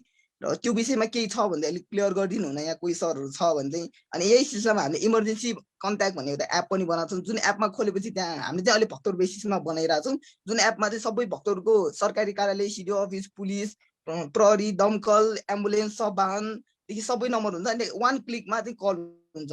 त्यस्तै एप हामीले सबै डिस्ट्रिक्टमा बनाइदिन सक्यौँ भने चाहिँ डिजास्टर भइसकेपछि हुने रेस्क्युको पार्टमा चाहिँ हामीले धेरै इफोर्ट लाउन सक्छौँ कि भन्नु मात्रै खोज्यो। हस्, धन्यवाद सर। धन्यवाद नुजाजी, एकदमै युवा साथी स्काउट जसले चाहिँ आफ्नो भूमिका चाहिँ निर्वाह गरिराख्नु भएको छ। म यहाँ रविन शर्मा सरको हात देखिरहेको छु। आई थिङ्क उहाँ चाहिँ हाम्रो अहिलेको यो विषय राख्नेमा चाहिँ अन्तिम पार्टिसिपेन्ट हुनुहुन्छ सर, र त्यसपछि हामी हाम्रो स्रोत व्यक्ति कहाँ जान्छ र उहाँहरूको क्लोजिङ रिमार्क्स पनि लिन सुरु गर्छौँ। रविन सर, हजुर। मैले भिडियो चाहिँ खोलेन सर, म यतिकै कम्फर्टेबल होला भनेर। सबैलाई नमस्कार। आजको यो प्रेजेन्टेसन साँच्चीकै डिजास्टरमा काम गर्ने हामी सबैजनालाई चाहिँ अति नै इम्पोर्टेन्ट र कसरी अगाडि बढ्न सकिन्छ भन्ने कुराहरू हाइलाइट गरेको देखेँ सबै सरहरूको प्रेजेन्टेसनबाट। म चाहिँ के भन्न चाहन्छु भने यो एनडीआरएमए आइसकेपछि विपदमा धेरैवटा कामहरू धेरै पहिलाको तुलनामा चाहिँ फड्को मारेको देखिन्छ यति छोटो समयमा पनि। त्यो चाहिँ पक्कै पनि राम्रो लिडरसिपको कारणले होला जस्तो लागिरहेछ। तर पनि अघि न मिन सरले उठाउनु भएको कुरामा म धेरै तरिकाबाट सहमत हुन चाहन्छु कि हामी अब जति पनि डिजास्टरका पोलिसी बनाउँछौँ, प्लानिङ गर्छौँ, अनि तपाईँको ल्यान्ड युज प्लानदेखि लिएर टेक्नोलोजी जति पनि इन्भेस्ट भइसकेको छ, जस्तै राजीव सरले पनि धेरै कुराहरू उठाउनु भयो, प्रदीपजीले उठाउनु भएको थियो, विपदमा थुप्रै कामहरू टेक्नोलोजीमा भइसकेको छ सेन्ट्रल लेभलमा। तर एउटा कुरा चाहिँ के हो भने स्थानीय स्तर 753 वटा हामीले जुन बनाइसकिसकेपछि त्यो लेभलमा सेन्ट्रल लेभलमा बनिसकेको डेटा, इन्फर्मेसन, टेक्नोलोजी जति पनि इन्भेस्ट भइसकेको छ त्यो चाहिँ तल्लो स्तरमा किन जान सकिरहेको छैन? एउटा ठुलो त्यहाँ क्वेसन चाहिँ के छ भने 753 वटा स्थानीय स्तरमा चाहिँ कुनै पनि त्यस्तो एकजना पनि मैले त्यस्तो राम्रोसित विज्ञ व्यक्ति देख्दैन। कति ठाउँमा हुनुहुन्छ होला, तर त्यो ठाउँमा चाहिँ कस्तो छ भने जस्तै अघि न आन्द्रा म्यामले भन्दै हुनुहुन्थ्यो कि त्यहाँ प्लानिङ गर्दाखेरि एकजना मेयरले माग्नु ल अबको प्लानिङ फिजिकल एयरमा गर्ने प्लानिङ के त भनेर सबै सेक्सनबाट माग्दाखेरि चाहिँ विपदलाई रिप्रेजेन्ट गर्ने त्यहाँ व्यक्ति नै छैन भने त्यो कसरी तपाईँको सम्भव हुन्छ कि त्यो लोकल्ली त्यहाँ भएको कुराहरूको विपदलाई कसरी प्लानिङमा ल्याउने, अनि प्रिपेयर्डनेसमा कसरी जाने, रेस्पोन्समा कसरी जाने? हामी 12 वटा महिनामा प्रष्ट रूपमा हातमै गर्न सकिन्छ कि कुन कुन डिजास्टर कुन कुन महिनामा जान्छ भनेर थाहा पाइसकेपछि, यति विज्ञ भइसकेपछि हामी 3 महिना मात्रै 4 महिना मात्रै किन खटिन्छौँ? हामी पहिला प्रिपेयर्डनेस गर्दैनौँ हैन? हामी त्यहाँ भएका लोकल हजारहरूलाई आइडेन्टिफाई गर्दैनौँ, त्यसलाई तपाईँको लोकल्ली क्यापासिटी भएको कुनै पनि व्यक्तिले त्यसलाई सेन्ट्रल लेभलमा लान सकेको छैन। कति ठाउँमा लोकल इमर्जेन्सी अपरेसन सेन्टर छ, तर मैले आजसम्म देखेको छैन कि नेसनल इमर्जेन्सी अपरेसन सेन्टरले कुनै पनि एकजना व्यक्तिसित कोअर्डिनेसन गरेको भेट्दिन भने त्यो लोकल लेभलमा भएको इन्फर्मेसनहरू कसरी आइपुग्छ? जस्तै अघि न अमृत शर्मा सरले भन्दै हुनुहुन्थ्यो कि हामी रेस्पोन्सबाट रिजिलियन्सतिर गयौँ भनेर यति धेरै ठुलो भन्दैछौँ ट्रान्सफर भयो भनेर, तर त्यो कुरा चाहिँ स्थानीय स्तरमा जबसम्म 753 वटामा एउटा विज्ञ व्यक्ति रहँदैन त्यो स्तरमा रहेको त्यो टेरिटोरीमा कसरी तपाईँको विपदका कामहरू हुन सक्छ हैन? यो कुरालाई चाहिँ हामीले एकदमै ध्यान दिनुपर्ने। र अन्तिम एउटा कुरा के हो भने अनिल सरले अघि न आफ्नो कमेन्टमा पनि लेख्दै हुनुहुन्थ्यो कि अब 4 वटा सेपरेट डाइरेक्टरीहरू सेक्सनहरू बनाउँदैछ भन्नुभयो। तर यदि ल मानौ त्यो बनि पनि हाल्यो र बन्छ पनि, अनिल सरले गर्नुहुन्छ, तर त्यो बनिसकेपछि चाहिँ 753 वटासित कनेक्सन हुने कुन व्यक्ति छ ल भनिदिनुहोस् त मलाई नगरपालिकामा? अघि डम्बर सरले भन्दै हुनुहुन्थ्यो कि ल सरकै नगरपालिकामा सोधौँ कुन व्यक्ति छ त्यो डाइरेक्टरले त्यहाँबाट कन्ट्याक्ट गरेर त्यहाँको लोकल सेन्ट्रल लेभलको कुरालाई इम्प्लिमेन्टेसन गर्ने र लोकलबाट भएको इन्फर्मेसनहरू सेन्ट्रल लेभलमा ल्याएर त्यसलाई रिफर्म गर्ने पोलिसी त्यो व्यक्ति चाहिँ त्यहाँ को छ ल मलाई भनिदिनुहोस् त। यति सजिलो प्रष्ट रूपमा के छ भने जति पनि प्लानिङ पोलिसी बनेका छन् त्यसलाई इम्प्लिमेन्टेसन गर्ने त तल्लो स्तरमा, विपद आउने त तल्लो स्तरमै हो, दुःख पर्ने त जनतालाई कम्युनिटी लेभलमै भनेपछि त्यहाँनिर एउटा पनि व्यक्ति 753 जना व्यक्ति राखौँ भोलिको दिनमा, हेर्नुहोस् रेस्पोन्स कति राम्रो हुन्छ। त्यो रेस्पोन्स हामी प्रष्ट रूपमा हामीले देख्न सक्छौँ। अस्ति तारा सरले के भन्दै हुनुहुन्थ्यो भने एउटा भिजिटमा जानु भएको रहेछ, 10वटा 12वटा प्लेन आयो सर भनेर स्थानीयले भनेर एउटा फ्लाइटको चार्ज 50-60 हजार हुँदाखेरि 5-6 लाख रुपियाँ खर्च भयो। त्यो लाग्ने खर्च रेस्पोन्समा जति पनि मेटेरियलहरू गए त्यो त रेस्पोन्समा गर्नुपर्छ, तर त्यो पहिल्यै त्यति अमाउन्टको कम्युनिटीमा लगेर त्यो त्यहाँ एकजना कुनै पनि व्यक्ति नगरपालिकामा हुन्थ्यो भने त्यसले देख्छ के, त्यसको आँखाले देख्छ, किन विज्ञले देख्ने हो नि त, कम्युनिटीसित कुराकानी गरेर त्यो कुरा भइसक्यो भने ल यदि युज भएन, त्यहाँ कुनै डिजास्टर त्यस्तो भएन, उसले त अर्को कम्युनिटीलाई इन्टर कम्युनिटी कनेक्सन गरेर ट्रान्सफर गर्न सक्छ, दिन सक्छ, रेस्पोन्स गर्न सक्छ। जस्तै मेलम्चीमा भएको मान्छेले चाँडै हेलमुमा पुगाउन सक्छ कि काठमाडौँको व्यक्तिले हेलमुमा पुगाउन सक्छ त भन्ने कुरा प्रष्ट रूपमा के छ भने तल्लो स्तरमा जबसम्म विज्ञ गएर बस्दैन, यो सरकारी नीति जबसम्म चेन्ज हुँदैन तबसम्म एनडीआरएमए भए पनि एलओसी भए पनि यो प्रोभिन्स 6वटा लेयर छ हामीसित डिजास्टर म्यानेजमेन्टको। 6वटा लेयरमा कुनै पनि कनेक्सन भनेको देखिँदैन, कुनै पनि देखिँदैन। अहिले कति ठाउँमा स्थानीय तहमा तपाईँको बाटो बिग्रेको छ, त्यसपछि पुल भत्केको छ, कहीँ इन्फर्मेसनै छैन, अहिले आएकै छैन। हामी टेक्नोलोजी भनेका छौँ, विपद पोर्टल छ, त्यसमा इन्फर्मेसन त हालेको छ, कुनै त्यो राइटहरू दिएकै छैन लोकल लेभलमा। हाल्ने कसले? मेयरले हाल्छ, उपमेयरले हाल्छ, त्यहाँको तपाईँको प्रशासकीय अधिकृतले हाल्छ।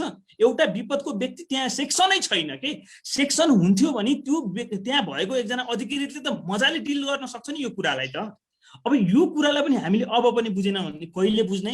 हामी अझै पनि रेस्पोन्सबाट रिजिलियन्सतिर गएका छैनौँ। त्यहाँ ठुलो खाडल छ, त्यो खाडललाई पूर्णलाई 753वटा विज्ञहरू स्थानीय स्तरमा खटाउनै पर्छ भन्ने मात्रै राखेँ।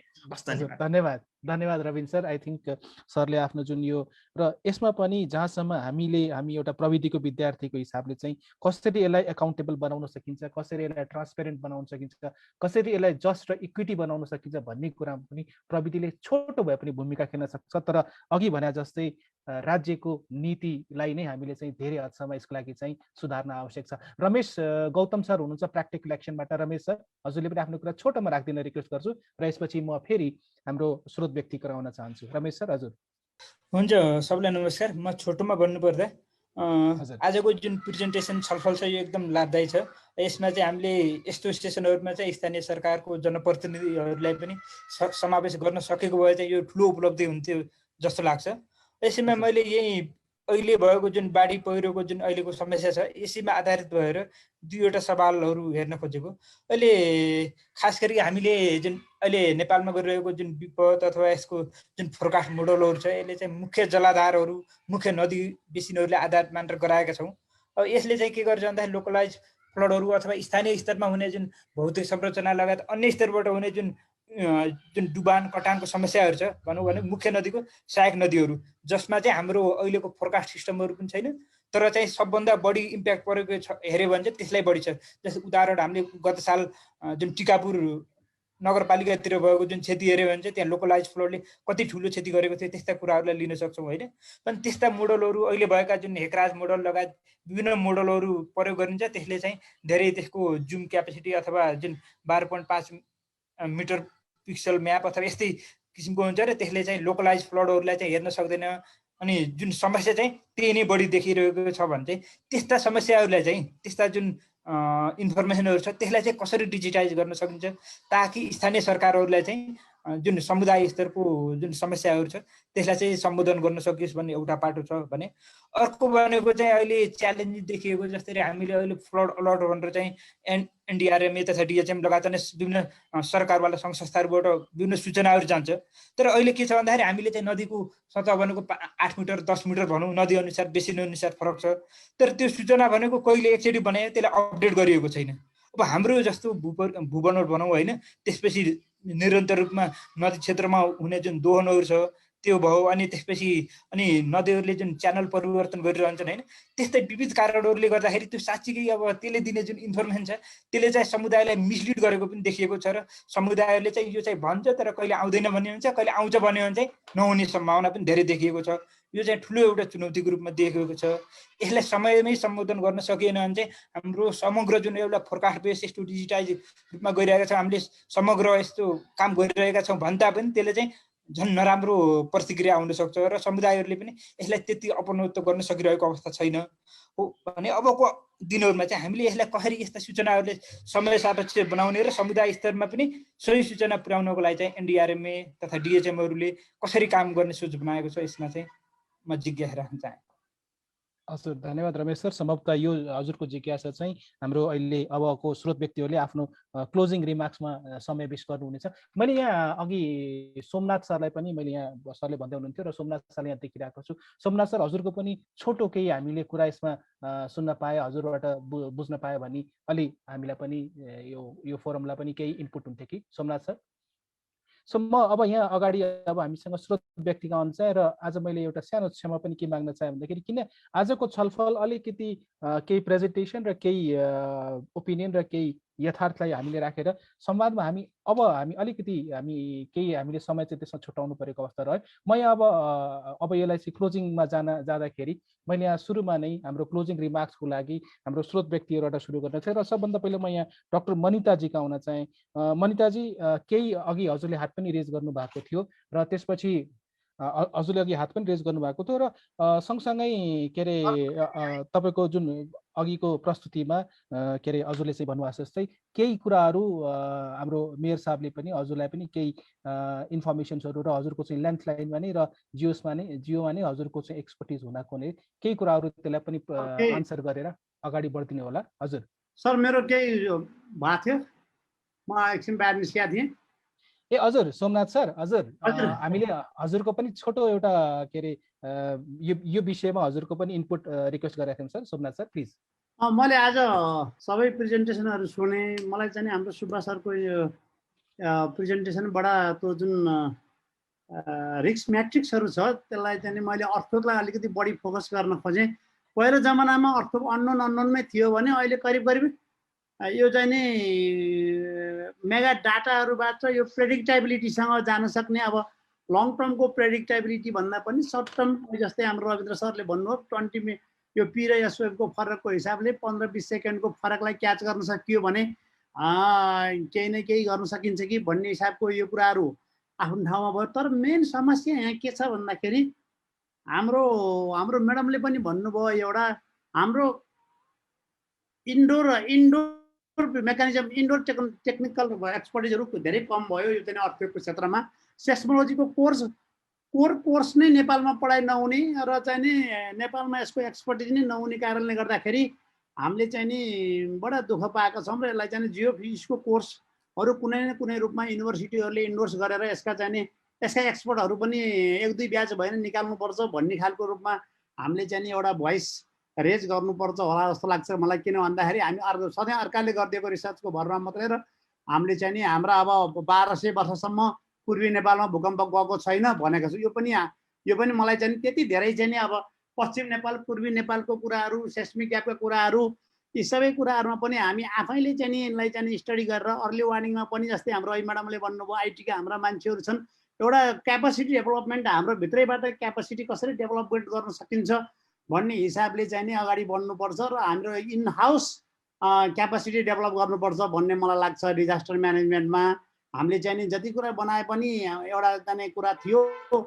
पहिला कम्प्युटर किन्ने कि डाटा जेनेरेट गर्ने भन्ने कुरा जस्तै हो। यो चाहिँ नि यी चाहिँ नि नेटवर्किङ भनेका यी चाहिँ हाम्रा सबै चाहिँ नि सफ्टवेयरहरू भनेका हामीसँग चाहिँ नि यी सबै कुराहरू चाहिँ नि डाटा इनपुट राम्रो गर्न सक्यौँ, डाटा चाहिँ हामीसँग राम्रो हुन सक्यो भने यसले अवश्य पनि राम्रो गर्छ। त्यसको लागि चाहिँ अहिले हाम्रो अनिल सरले जुन गरिराख्नु भएको छ हामी पनि अनिल सरसँग मिलेर मैले पनि उहाँहरूसँग मिलेर एउटा अर्थको अर्ली वार्निङमा केही गर्न सकिन्छ कि भनेर हामी चाहिँ टिमहरू लगाइरहेका छौँ। त्यस कारणले मलाई के लाग्छ भन्दाखेरि यो हाम्रो सुब्बा सरले भनेको जुन कुराहरू छ ब्ल्याक र व्हाइट यी कुराहरूलाई अब धेरै कुराहरू हामीले चाहिँ आफ्नो मात्रै चाहिँ जियोग्राफिकल बााउन्ड्री भन्दै पनि बाहिरबाट लिएर आएर हामीले आफ्नै तरिकाले त्यसलाई आफ्नै खुट्टामा उभिन सक्ने जबसम्म हामी मेकानिजम डेभलप गर्न सक्दैनौँ तबसम्म हामीलाई चाहिँ गाह्रै पर्छ। त्यस कारणले यो क्षेत्रमा हाम्रो विज्ञता चाहिँ अब युज गर्नुपर्छ जस्तो लाग्छ। हस् सर, धन्यवाद। हजुर धन्यवाद सोम सर र सरले आफ्नो कुरा राखिदिनु भएको। म अब अन्तिममा हाम्रो स्रोत व्यक्तिकामा नै आउन चाहेँ। सर्वप्रथम डाक्टर मनिता तिमिल सिन्हाजी हुनुहुन्छ। मनिताजी हजुर, मैले हजुरलाई चाहिँ केही प्रश्नहरू पनि यहाँ हाम्रो सहभागी सरमामले राख्नु भएको थियो र त्यो सँगसँगै मेयरज्यूले पनि छोटो प्रश्न हजुरलाई राख्नु भएको थियो भने र हजुरको अहिलेसम्मको जुन अहिले छलफललाई पनि एउटा छोटकरीमा हजुरले चाहिँ आफ्नो कन्क्लुडिङ रिमार्क्समा राखिदिनु होला र यसपछि म हाम्रो अरू स्रोत व्यक्तिहरू कहाँ आउन चाहे। हजुर मनिताजी। धन्यवाद हेमपाल सर। मेरो चाहिँ भिडियो अलिकति राम्रो नभएर मैले चाहिँ बोले मात्रै छ, भिडियो अन गर्न सकिनँ इन्टरनेटको समस्याले गर्दा। के भन्न चाहेँ भने नेपाल चाहिँ अब डिजास्टर प्रोन कन्ट्री हामी सबैलाई नै थाहा छ। मनसुनमा हामी 100 देखि 300 मान्छे हामी मर्छौँ नै भन्ने पनि यो डेटाले देखाउँछ होइन। त्यो त्यति हुँदा हुँदै पनि यो विषय चाहिँ प्राथमिकतामा नपर्नु होइन।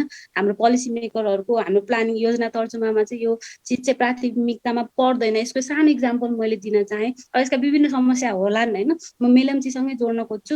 हामीले 2017मा म लगायतका मेरा टिमहरूले चाहिँ एउटा सानो काम गर्ने अवसर पाएका थियौँ मेलम्चीकै वाटरसेडमा।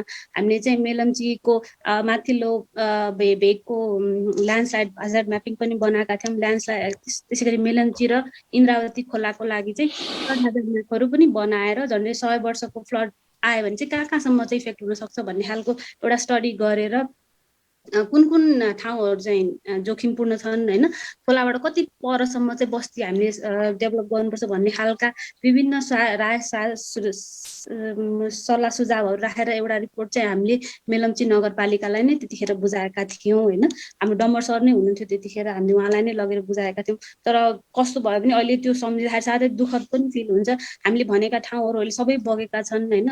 त्यो बाहुनी पाटभन्दा माथिका पोर्सनहरू, चनौटेका, तालामाराङका ठाउँहरू, विभिन्न ठाउँ जुन चाहिँ हामीले त्यो चाहिँ रिस्की हुनसक्छ है। यस्तो ठाउँमा चाहिँ हामीले बस्तीलाई चाहिँ बसाल्नु हुँदैन, अथवा बस्ती मात्र नभएर अरू खालका इन्फ्रास्ट्रक्चरहरू पनि बसाल्नु हुँदैन। त्यहाँ स्कुलहरू छन् विभिन्न खालका होइन, जुन चाहिँ एकदम अति संवेदनशील इन्फ्रास्ट्रक्चरहरू चाहिँ हामीले खोलाको छेउमा चाहिँ डेभलप गरिरहेका थियौँ। यो चिज चाहिँ हुँदैन है, यसलाई चाहिँ हामीले अलिकति माथि सारेर गर्नुपर्छ भन्ने खालको रिपोर्ट हामीले बुझाएका थियौँ। सायद यस्ता रिपोर्टहरू अन्य नगरपालिकाहरूमा पनि थुप्रो बुझाइएको छ होला, विभिन्न संस्थाहरूले पनि काम गरेको छ। तर त्यसलाई चाहिँ सायद त्यो रिस्कलाई नगरपालिकाले बुझ्न सकेन, अथवा नगरपालिकाको प्रायोरिटीमै त्यो परेन जस्तो अहिले फिल हुन्छ कि अहिले हेर्दाखेरि जुन हामीले विपद भोग्यौँ नि त्यो हेर्दाखेरि चाहिँ हामीले अलिकति अगाडि त्यसलाई प्लान गरेर होइन बस्तीतिर बसाल्न नदिएको भए अलि जतिको विपद हुने थिएन कि भन्ने पनि फिल हुन्छ। त्यही भएर त्यो हिसाबले हामीले के भन्नुपर्छ भने मैले लास्टमा कन्क्लुजन के भन्न चाहेँ भने हामी पोलिसी र प्लानिङमा चाहिँ हामी यो विपद चाहिँ प्रायोरिटीमा पर्दैन र धेरै रिपोर्टहरू हामीले बुझाएको जस्तो धेरै रिपोर्टहरू पनि छन् होलान् होइन। तर त्यो चाहिँ कहिले पनि एक्सनमा पनि जाँदैन। त्यही भएर यस्ता चिजहरूलाई चाहिँ प्रायोरिटीमा नपरेका हुनाले चाहिँ हामीले कति चिजलाई चाहिँ बचाउन सक्थ्यौँ होला, कति रिस्कलाई घटाउन सक्थ्यौँ होला। त्यो हुँदाहुँदै पनि एक्सनमा नगएको हुनाले चाहिँ हामीले विपद यस्ता मेलम्चीको जस्तो घटनाहरू चाहिँ हामीले भोग्नु पर्छ कि जस्तो लाग्छ भोलिका दिनमा पनि। त्यही भएर यसलाई चाहिँ अलिकति हाम्रो लोकल लेभलको गभर्मेन्टले यस्ता खालका कामहरूलाई चाहिँ अलिकति प्रायोरिटीमा राखेर होइन प्लानिङलाई चाहिँ भोलिका दिनमा के कस्ता विपद आउन सक्छन्, त्यो आयो भने हामीलाई कहाँ कहाँ क्षति हुनसक्छ भन्ने खालको म्यापिङ गराएर त्यो अनुसारले बस्ती विकास गरायौँ भने चाहिँ सायद आजको जस्तो दिन हामीले भोग्नु पर्दैन थियो होला जस्तो लाग्छ। तर अझै पनि म के भन्न चाहन्छु भने यो धेरै ठुलो थियो, यसको स्केल हेर्दाखेरि जुन किसिमको डिजास्टर, जुन किसिमको सेडिमेन्ट यसले लिएर आयो, यसले धेरै मान्छेलाई चाहिँ नोक्सान गर्न सक्यो। तर थोरै भए पनि अर्ली वार्निङ माथिल्लो अपस्ट्रिमका मान्छेहरूले तल्लो स्ट्रिमलाई चाहिँ इन्फर्मेसन दिएका हुनाले, टाइमली इन्फर्मेसन दिएका हुनाले उनीहरू भाग्न सफल भयो होइन। त्यो यस्तो यो चाहिँ अझै पनि हामी चाहिँ धेरै भाग्यमानी भयौँ भन्छौँ, यो चाहिँ अझै भयावह हुन सक्थ्यो होइन। त्यही भएर यस्ता चिजहरूलाई चाहिँ प्लानिङमै चाहिँ सोचेर बस्ती विकासहरूलाई चाहिँ अगाडि बढायौँ भने चाहिँ थोरै भविष्यमा चाहिँ हामीले विपदका घटनाहरूको बाट हुन सक्ने धनजनको क्षतिलाई चाहिँ जोगाउन सक्छौँ। यति नै भनेर अर्को एउटा कुरा, यो विपदको बेलामा मात्र यसको डिस्कसन हुनु हुँदैन, यसलाई चाहिँ हामीले हरेक फेजमा होइन, आज पानी परिरहेको छ त्यही भएर हामीले डिस्कसन गर्ने होइन कि भोलि पानी सकिसकेपछि अबको हाम्रो काम के हो त भन्ने खालका डिस्कसनहरू पनि हामीले गर्नुपर्छ भन्ने लागेर मेरा कुरा राख्दै यहीँ टुङ्गाएँ मैले मेरो। हजुर धन्यवाद डाक्टर मनिताजी। उहाँले 3टा कुरा राख्नुभयो जस्तो लाग्छ। रिपोर्टलाई एक्सनमा लान सक्नु पर्यो र स्थानीय स्तरमा जुन बस्ती बसाउने कुरा छ र हाम्रो एउटा अनुरोध चाहिँ यो प्रविधिले चाहिँ जुन उहाँले भाग्ने शब्द युज गर्नु त्यसलाई चाहिँ जोगिनेमा परिवर्तन गर्न सकोस् भन्ने हाम्रो एउटा चाहिँ एकदमै ठुलो चाहना छ र त्यसमा चाहिँ यो प्रविधिले चाहिँ आफ्नो भूमिका खेलोस् भन्ने म यो भन्दा भन्दै प्रदीपजीका आउन चाहे। प्रदीपजी हजुरको कन्क्लुडिङ रिमार्कलाई पनि राखेँ र सरलाई यहाँ धेरै कुराहरू भनौँ न सम्बोधन पनि भइरहेको छ यहाँ च्याटमा पनि, त्यसमा सरले रिप्लाई पनि गरिराख्नु भएको छ र सबै कुरालाई समेटेर सरले चाहिँ आफ्नो तर्फबाट आफ्नो कुराहरू राखिदिनु होला। प्रदीप सर। हुन्छ sir, thank you so much. So समग्रमा मैले जति पनि च्याटमा आएको छ कि साथीहरूले मलाई प्राइभेट पठाउनु भएको थियो, सो मैले त्यो पनि प्राइभेटली रिप्लाई गरेको छु। र समग्रमा जो कसैलाई आजको यो जुन हामीले भनिरहँदाखेरि छुटपुट भएको खण्डमा चाहिँ कृपया तपाईँहरूले इमेल मार्फत अथवा हाम्रो फोन कन्ट्याक्ट डिटेल्सहरू पनि पत्ता लगाएर तपाईँहरूले हामीसँग सम्पर्क रहन सक्नुहुन्छ। मैले चाहिँ यसको यो प्रविधिको हिसाबमा चाहिँ मैले केही कुराहरू राख्दाखेरि चाहिँ मेरो अनुभवको आधारमा पनि भन्नुपर्दाखेरि यो प्रविधिको विकासहरू जति प्रविधिहरूले नयाँ आए पनि यसलाई सिक्नको लागि जुन अहिले साथीहरूले पनि भन्नुभयो, हाम्रो संरचना, हाम्रो योग्यता, हामीसँग भएको रिसोर्सेस, सबै कुराहरू चाहिँ त्यो किसिमको तयारी रूपमा अहिलेसम्म छैन। हामी सिस्टम डेभलप गरिरहेको हुन्छौँ तर सिस्टमलाई एजुकेट गर्नको लागि पनि टाइम चाहिन्छ। तर कतिवटा ठाउँहरूमा जस्तै रविनजी जस्तो व्यक्तिहरू गएर म्युनिसिपालिटी लेभलमै बसेर 5-6 महिना बिताएर आउनुभएको छ, उहाँहरूसँग धेरै लर्निङ छ त्यो लोकल लेभलमा। त्यो टेक्नोलोजी ट्रान्सफर गर्नको लागि चाहिँ it cannot be done within a week or a month or something like that. So it takes time. You people portal आफैमा एउटा र भर्खरै एउटा जन्मेको सिस्टम हो, त्यो मात्रै नभइकन कुनै पनि सिस्टमहरू, कुनै पनि अर्ली वार्निङको सिस्टमहरू त्यसलाई एउटा ठाउँमा व्यवस्थित भएर एउटा ठाउँमा त्यसले हुन्छ नि एउटा राम्रो फ्रुटफुल दिनको लागि चाहिँ अलिकति समय लाग्छ। त्यो समयलाई हामीले कुर्नुपर्छ। टेक्नोलोजीलाई चाहिँ हामीले सिकाउनुपर्छ र टेक्निकल नलेज ट्रान्सफर गर्नु नै एउटा सबैभन्दा ठुलो च्यालेन्ज हो र त्यो च्यालेन्जलाई चाहिँ हामी सबै मिलेर नै त्यसमा लाग्नुपर्छ जस्तो लाग्छ। विपद पोर्टल आफैमा टेक्निकल छ, त्यो आफैमा त्यतिकै सजिलै सबै कुराहरू बुझ्नलाई चलाउनको लागि त्यसको लागि गाइडेन्स चाहिन्छ, किनभने इट्स अलमोस्ट एउटा हुन्छ नि एउटा टेक्निकल फिल्डको मात्रै नभइकन डिजास्टरको पनि धेरै कम्पोनेन्टहरू बुझ्नुपर्ने एउटा सफ्टवेयर हो। त्यसको लागि चाहिँ अलिकति त्यो प्र्याक्टिकल गाइडेन्स चाहिने भएको भएर चाहिँ त्यसमा म्यानुअलहरू राखिएको छ। त्यो म्यानुअलहरूको गाइडेन्स लिएर चाहिँ सञ्चालन गर्नु हुन अनुरोध गर्दछु। त्यसमा नेपालीहरूमा छैन अहिले, त्यो नेपालीमा पनि यो बन्ने क्रममा छ। त्यसमा धेरै म्यासिभ इम्प्रुभमेन्ट्सहरू गर्न लागेको छ। अहिले भर्खरै पनि युएनडिपीको सहयोगमा चाहिँ एउटा नेपालमा बनेको सबै डिजिटल टेक्नोलोजीहरूको चाहिँ एउटा असेसमेन्ट बनिरहेको छ। डिआरएनएममा काम गरेको जति पनि टेक्नोलोजीहरू छ त्यसको असेसमेन्ट गरिरहेको छौँ, त्यसको कस्तो खालको अवस्थामा छ भनेर हामीले अहिले हेरिरहेको छौँ। आई थिङ्क त्यो डकुमेन्टले हामीलाई अझ फर्दर गाइडेन्सहरू दिन्छ, हामीले कसरी यो सिस्टमलाई चाहिँ अझ राम्रो बनाउने र नेपालमा भएका सिस्टमहरूलाई चाहिँ कसरी मजबुत बनाउने। एउटा राम्रो कुरा के सुरुवात भएको छ भनेदेखि नेपालमा गभर्मेन्टको कुनै पनि सिस्टम नै राम्रोसँग काम गर्दैन भन्ने खालको मेसेज थियो। अहिले हेर्नुहोस् विपद सिस्टम सञ्चालनमा आइसकेपछि त्यति म्यासिभ डेटाहरू तपाईँले एक क्लिकमा लोड गर्न सक्नुहुन्छ र तपाईँले डेटाहरू म्यासिभ डेटाहरू तपाईँले डाउनलोड गर्न सक्नुहुन्छ, त्यो पनि इन्टरेक्टिभ भिजुलाइजेसनमा। सो जुन तपाईँले अहिले बाहिरतिर साउथ एसियामै हेर्नुभयो भनेदेखि इट्स भेरी इनोभेटिभ र नयाँ वेमा पनि आएको छ र त्यो कुराहरू अहिले लोकल लेभलसम्म पनि गएको छ। त्यसलाई सबैजनाले नै बुझेर त्यसमा आफूसँग भएको रिसोर्सेसहरू पनि सँगै लिएर आएर हामी सबै मिलेर अगाडि बढायो भनेदेखि पक्कै पनि यसमा राम्रो कामहरू अगाडि बढ्न सक्छ। अहिले पनि कुरा भइहाल्यो, यो डिजास्टर यो रिलेटेड इस्युहरू चाहिँ यति सजिलो छैन। यो सबै कुराहरू एउटा इन्स्टिट्युसन एउटा व्यक्तिले मात्रै गर्न सक्दैन। सो कलेक्टिभ इफोर्ट र कलेक्टिभ हातहरू सबै यसमा आवश्यकता पर्छ। यो चाहिँ एउटा मैले यसमा जानकारी दिएँ र अन्य कुनै कुराहरू प्राविधिक रूपमा रहेका कुनै त्रुटिहरू अथवा केही कुराहरू छ भनेदेखि फिडब्याक को थ्रुबाट अथवा कुनै डेटाहरू इन्कर्पोरेट गर्न सकिन्छ भनेदेखि त्यो डेटाहरू पनि हामीहरूलाई प्राप्त गराइदिनु होला। होइन साथीले एउटा जुन एप भन्नुभएको थियो त्यो एपहरूलाई पनि हामी डिस्कसनमा लिएर जान्छौँ। Definitely will get back to him as well. जो पर्सनल लेभलमा भएको इफोर्टहरूलाई पनि हामी यतिकै जान चाहिँ दिँदैनौँ, त्यसमा सकेसम्म कोलाबोरेटिभ रूपमा लिएर आउँछौँ। यो सिस्टमको एउटा मुख्य उद्देश्य भनेकै सकेसम्म यो जुन डेटाहरू जति जेनेरेट हुन्छ त्यो डेटालाई अकोमोडेट गर्न सकियोस् र डुप्लिकेसन नहोस्। डुप्लिकेसन हुने बित्तिकै त्यो इफोर्टहरू चाहिँ स्केटर्ड हुन्छ र त्यसले चाहिँ हामीले जुन प्राप्ति गर्न खोजेको छ त्यो प्राप्ति हुँदैन। एउटै कुरामा हामीले कलेक्टिभली लाग्न सक्यौँ र अलि लङ टर्मसम्म लाग्न सक्यो भने डेफिनेटली रिजल्ट आउँछ। सो रिजल्टको लागि चाहिँ एकदम हतारिनु पनि भएन। सो एकदमै सबैतिरबाट चाहिँ हामीले साथ समर्थन र हाम्रो इफोर्ट लगाउनुपर्छ जस्तो लाग्छ। र म I really enjoy the overall presentation as well. मेरोबाट केही त्रुटिहरू भएको छ भनेदेखि डेफिनेटली म सुधार्नेछु। कुनै प्रतिक्रियाहरू छन् भनेदेखि कृपया लेख्दै गर्नुहोला। Thank you very much. Over to you Hempal sir. Thank you प्रदीपजी। प्रदीपजीले जुन कुरा भन्नुभयो डेटा, डिजिटल र डिजास्टर डेफिनेटली कम्प्लेक्स विषय हुन्। यो आफैमा एकदमै कम्प्लेक्स विषय हो र यसलाई अहिले अलिकति सिस्टमेटाइज हुँदै गइरहेको अवस्था छ र हामी केही हदसम्म सुधारमा छौँ। यो सुधार एकदमै एक्सपोनेन्सियल रेटमा ग्रोथ गरोस् र हामीसँग जो आज स्टेक होल्डर जोडिनु भएको छ उहाँ सबैले पनि यसलाई चाहिँ एकदम हृदयले एक्सेप्ट गरेर यसलाई चाहिँ यसको सहज भूमिकामा चाहिँ यसको भूमिका खेलोस्। म यहाँ अमृत सरका आउन चाहिँ अमृत सरले सुरुको एउटा प्रेजेन्टेसनमा बेसलाइन दिनुभएको थियो। आजको छलफलले सरलाई केही अरू दिशाहरू केही अरू ऊर्जाहरू दिएको छ र सरको कन्क्लुडिङ रिमार्क पनि मागे सर। अमृत सर। हस्, धन्यवाद। वास्तवमा किन यो अलिकति इन्टिग्रेटेड अप्रोचबाटै हेर्नुपर्छ भन्ने कुरा उठेको छ। पक्कै पनि त्यसलाई अब हामी आत्मसात गरेर लैजानुपर्छ होला। सबै सेक्टरल स्टेक होल्डरहरू जति हुनुहुन्छ हामी एक ठाउँमा बसेर इन्टिग्रेटेड हिसाबले नै जानुपर्छ भन्ने देखियो।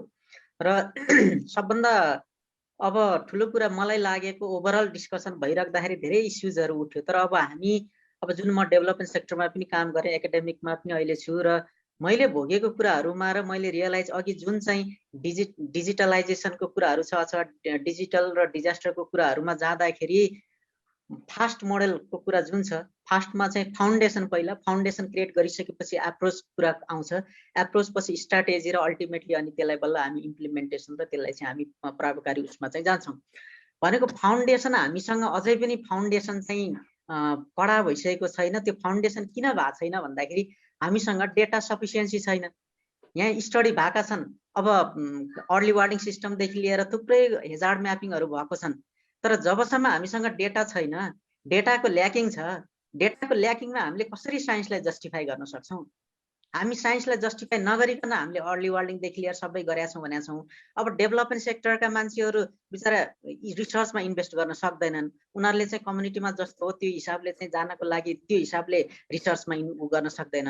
अब नास्टहरू जस्तो अर्गनाइजेसनहरू हुनुहुन्छ, युनिभर्सिटी हुनुहुन्छ, उहाँहरूलाई चाहिँ यो रिसर्चमा इन्भेस्टमेन्ट गर्नको लागि गभर्मेन्टले कति चाहिँ सपोर्ट गर्नुपर्ने हो र युनिभर्सिटीले कसरी त्यसलाई प्रायोरिटाइज गर्ने भन्ने विषयमै राम्रोसँग छलफल हुन पाएको छैन। हामीले कति प्रयास गऱ्यौँ गृह मन्त्रालयसँग र यो एकाडेमिकसँग चाहिँ हामीले प्रोजेक्ट पनि चलाएका हौँ। त्यसमा चाहिँ ग्यापै के छ भन्दाखेरि डेटा जेनेरेसन गरिसकेपछि बल्ल फाउन्डेसन बनाउन सक्छौँ। त्यो भएको हुँदाखेरि इन्भेस्टमेन्ट डेटामा चाहिँ इन्भेस्टमेन्ट गरौँ, एप्लिकेसनहरू भएका कुराहरूलाई चाहिँ प्रमोट गरौँ।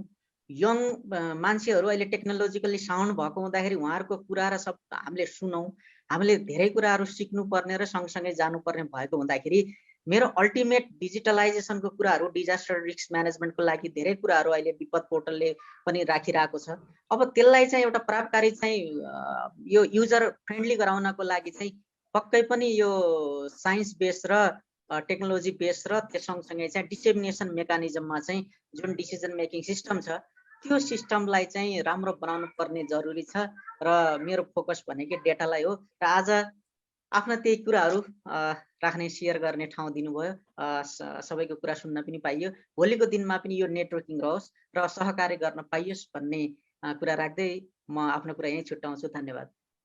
धन्यवाद अमृत सर। र सरले जुन भन्नुभयो फाउन्डेसनको लागि सबभन्दा त्यसको ओइल नै डेटा हो र डेटा अहिलेको हाम्रो अवस्थामा चाहिँ या त छरिएर रहेको अवस्थामा छ या फेरि त्यसलाई चाहिँ जुन क्वालिटी, जुन अघि डाक्टर राजीव सरले भन्नुभएको थियो जुन क्वालिटीको हामीलाई त्यो डेटा चाहिने हो त्यो अवस्थामा चाहिँ अहिले उपलब्धता छैन। म यहाँ डाक्टर राजीव सरका हुन चाहिँ राजीव सरले एउटा अघि दिँदाखेरि एउटा चाहिँ एउटा कस्तो भइरहेको छ भन्ने कुरा प्रतीकात्मक र यथार्थ रूपमा पनि सरले कुरा राख्नुभयो। सरले आफ्नो कन्क्लुडिङ रिमार्क्समा अहिलेको छलफललाई अबको कुन बाटो लिनुपर्छ भन्ने कुरामा चाहिँ राजीव सरलाई रिक्वेस्ट गरेँ। राजीव सर। हजुर, धन्यवाद हेमपालजी। म धेरै लामो चौडा कुरा गर्न चाहिनँ। केही कुराहरू मैले टिपेर राखेको छु किनभने मलाई लाग्यो भन्नुपर्छ भन्ने मलाई महसुस भयो। खास गरिकन अलिकति विषयान्तर भयो, मेरो त्यसमा गुनासो छ। गणेश सरलाई पनि मैले ध्यानाकर्षण गराएँ। आजको विषय डिजिटलाइजेसन र डिआरएमको सन्दर्भ थियो, तर विषय यति गम्भीर भयो, गम्भीर छ, यो यति ठुलो छ कि यसमा धेरै कुराहरू छन्। अलिकति हामीले खोजेको कुराहरू अलि नआएको हो कि भन्ने मलाई महसुस भयो हुनाले मैले यो भने।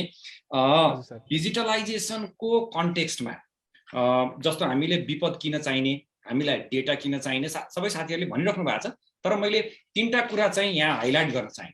हामीलाई त्यो प्रणाली, सूचना प्रणाली किन चाहियो त भन्दा तीनटा फ्याक्टरहरू हुन्छ।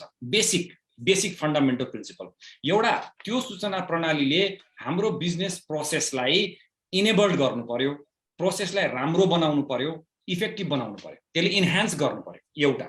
दोस्रो, त्यसले त्यो सूचना प्रणालीले हाम्रो सही डिसिजन मेकिङ गर्न सक्ने क्षमता प्रदान गर्न सक्नु पर्यो त्यो प्रणालीले। र तेस्रो हो, त्यो प्रणालीले हाम्रो कम्पिटिटिभ एडभान्टेज त्यसले हामीलाई प्रदान गर्न सक्नु पर्यो। यो तीनटा सूचना प्रणालीका तीनटा टेनेट्सहरू हुन्, पिलरहरू हुन्। यदि त्यो सूचना प्रणालीमा यो तीनटा कुरा छैन, एउटा कुरा छैन भने पनि त्यो लङ्गडो सूचना प्रणाली। हामीसँग धेरै डाटाबेस म्यानेजमेन्ट भएर के गर्ने? चाहिएको बेलामा डाटा पाइँदैन, डाटा अपडेटेड हुँदैन, डाटा न्युट्रलाइज हुँदैन, डाटामा एक्सेसिबिलिटी पाइँदैन, डाटामा भिख माग्नुपर्छ। धेरै कुरा किन नगरौँ, म पनि नेपाल सरकारमा 24 वर्ष 10 महिना बिताएर आएकै हो। एउटा मेरो आग्रह, खास गरिकन एनडीआरआरएममा बस्नुभएका लिडरसिपमा हुनुहुन्छ र बाहिर स्टेक होल्डरमा भएर बस्नुभएका पनि हुनुहुन्छ, सरहरू धेरै यहाँ एक्सपर्ट हुनुहुन्छ, मभन्दा धेरै विज्ञहरू पनि हुनुहुन्छ।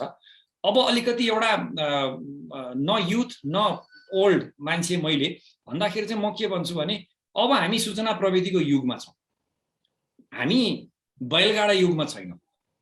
त्यो भनेको के भने, अब हाम्रो जम्पिङ हुनु पर्यो, हिँड्ने होइन, लिपफ्रग गर्नु पर्यो। अब पनि पुरानै ब्युरोक्रेटिक ढर्राबाट हामीले एजेन्सीलाई मोबिलाइज गर्ने हो भने त्यो जुन हामीले यहाँ यत्रो छलफल गर्यौँ र आशा गर्यौँ त्यो सम्भव छैन। त्यो सनातनी जुन ढङ्गले हामीले यसलाई अगाडि बढाउन खोज्यौँ भने this is not going to happen. जतिपय विदेशका चाहिँ सक्सेसफुल बेस्ट प्र्याक्टिसेसहरू हेर्नुहुन्छ डिआरआरएममा अहिलेको कन्टेक्स्टमा, लास्ट 5-7 इयर्सको कन्टेक्स्टमा हेर्नुहुन्छ भने they are not following the regular path, they have leapfrog utilising the technology. मैले फर्स्ट टाइम युनिभर्सिटी देख्दाखेरि मेरो आँखाबाट झन्डै आँसु आएको थियो, किन झुटो बोल्नु। त्यस्तो अवस्थामा हामी बस्न सक्दैनौँ अब। त्यस हुनाले एनडीआरआरएम अहिले राइट क्रस रोडमा छ।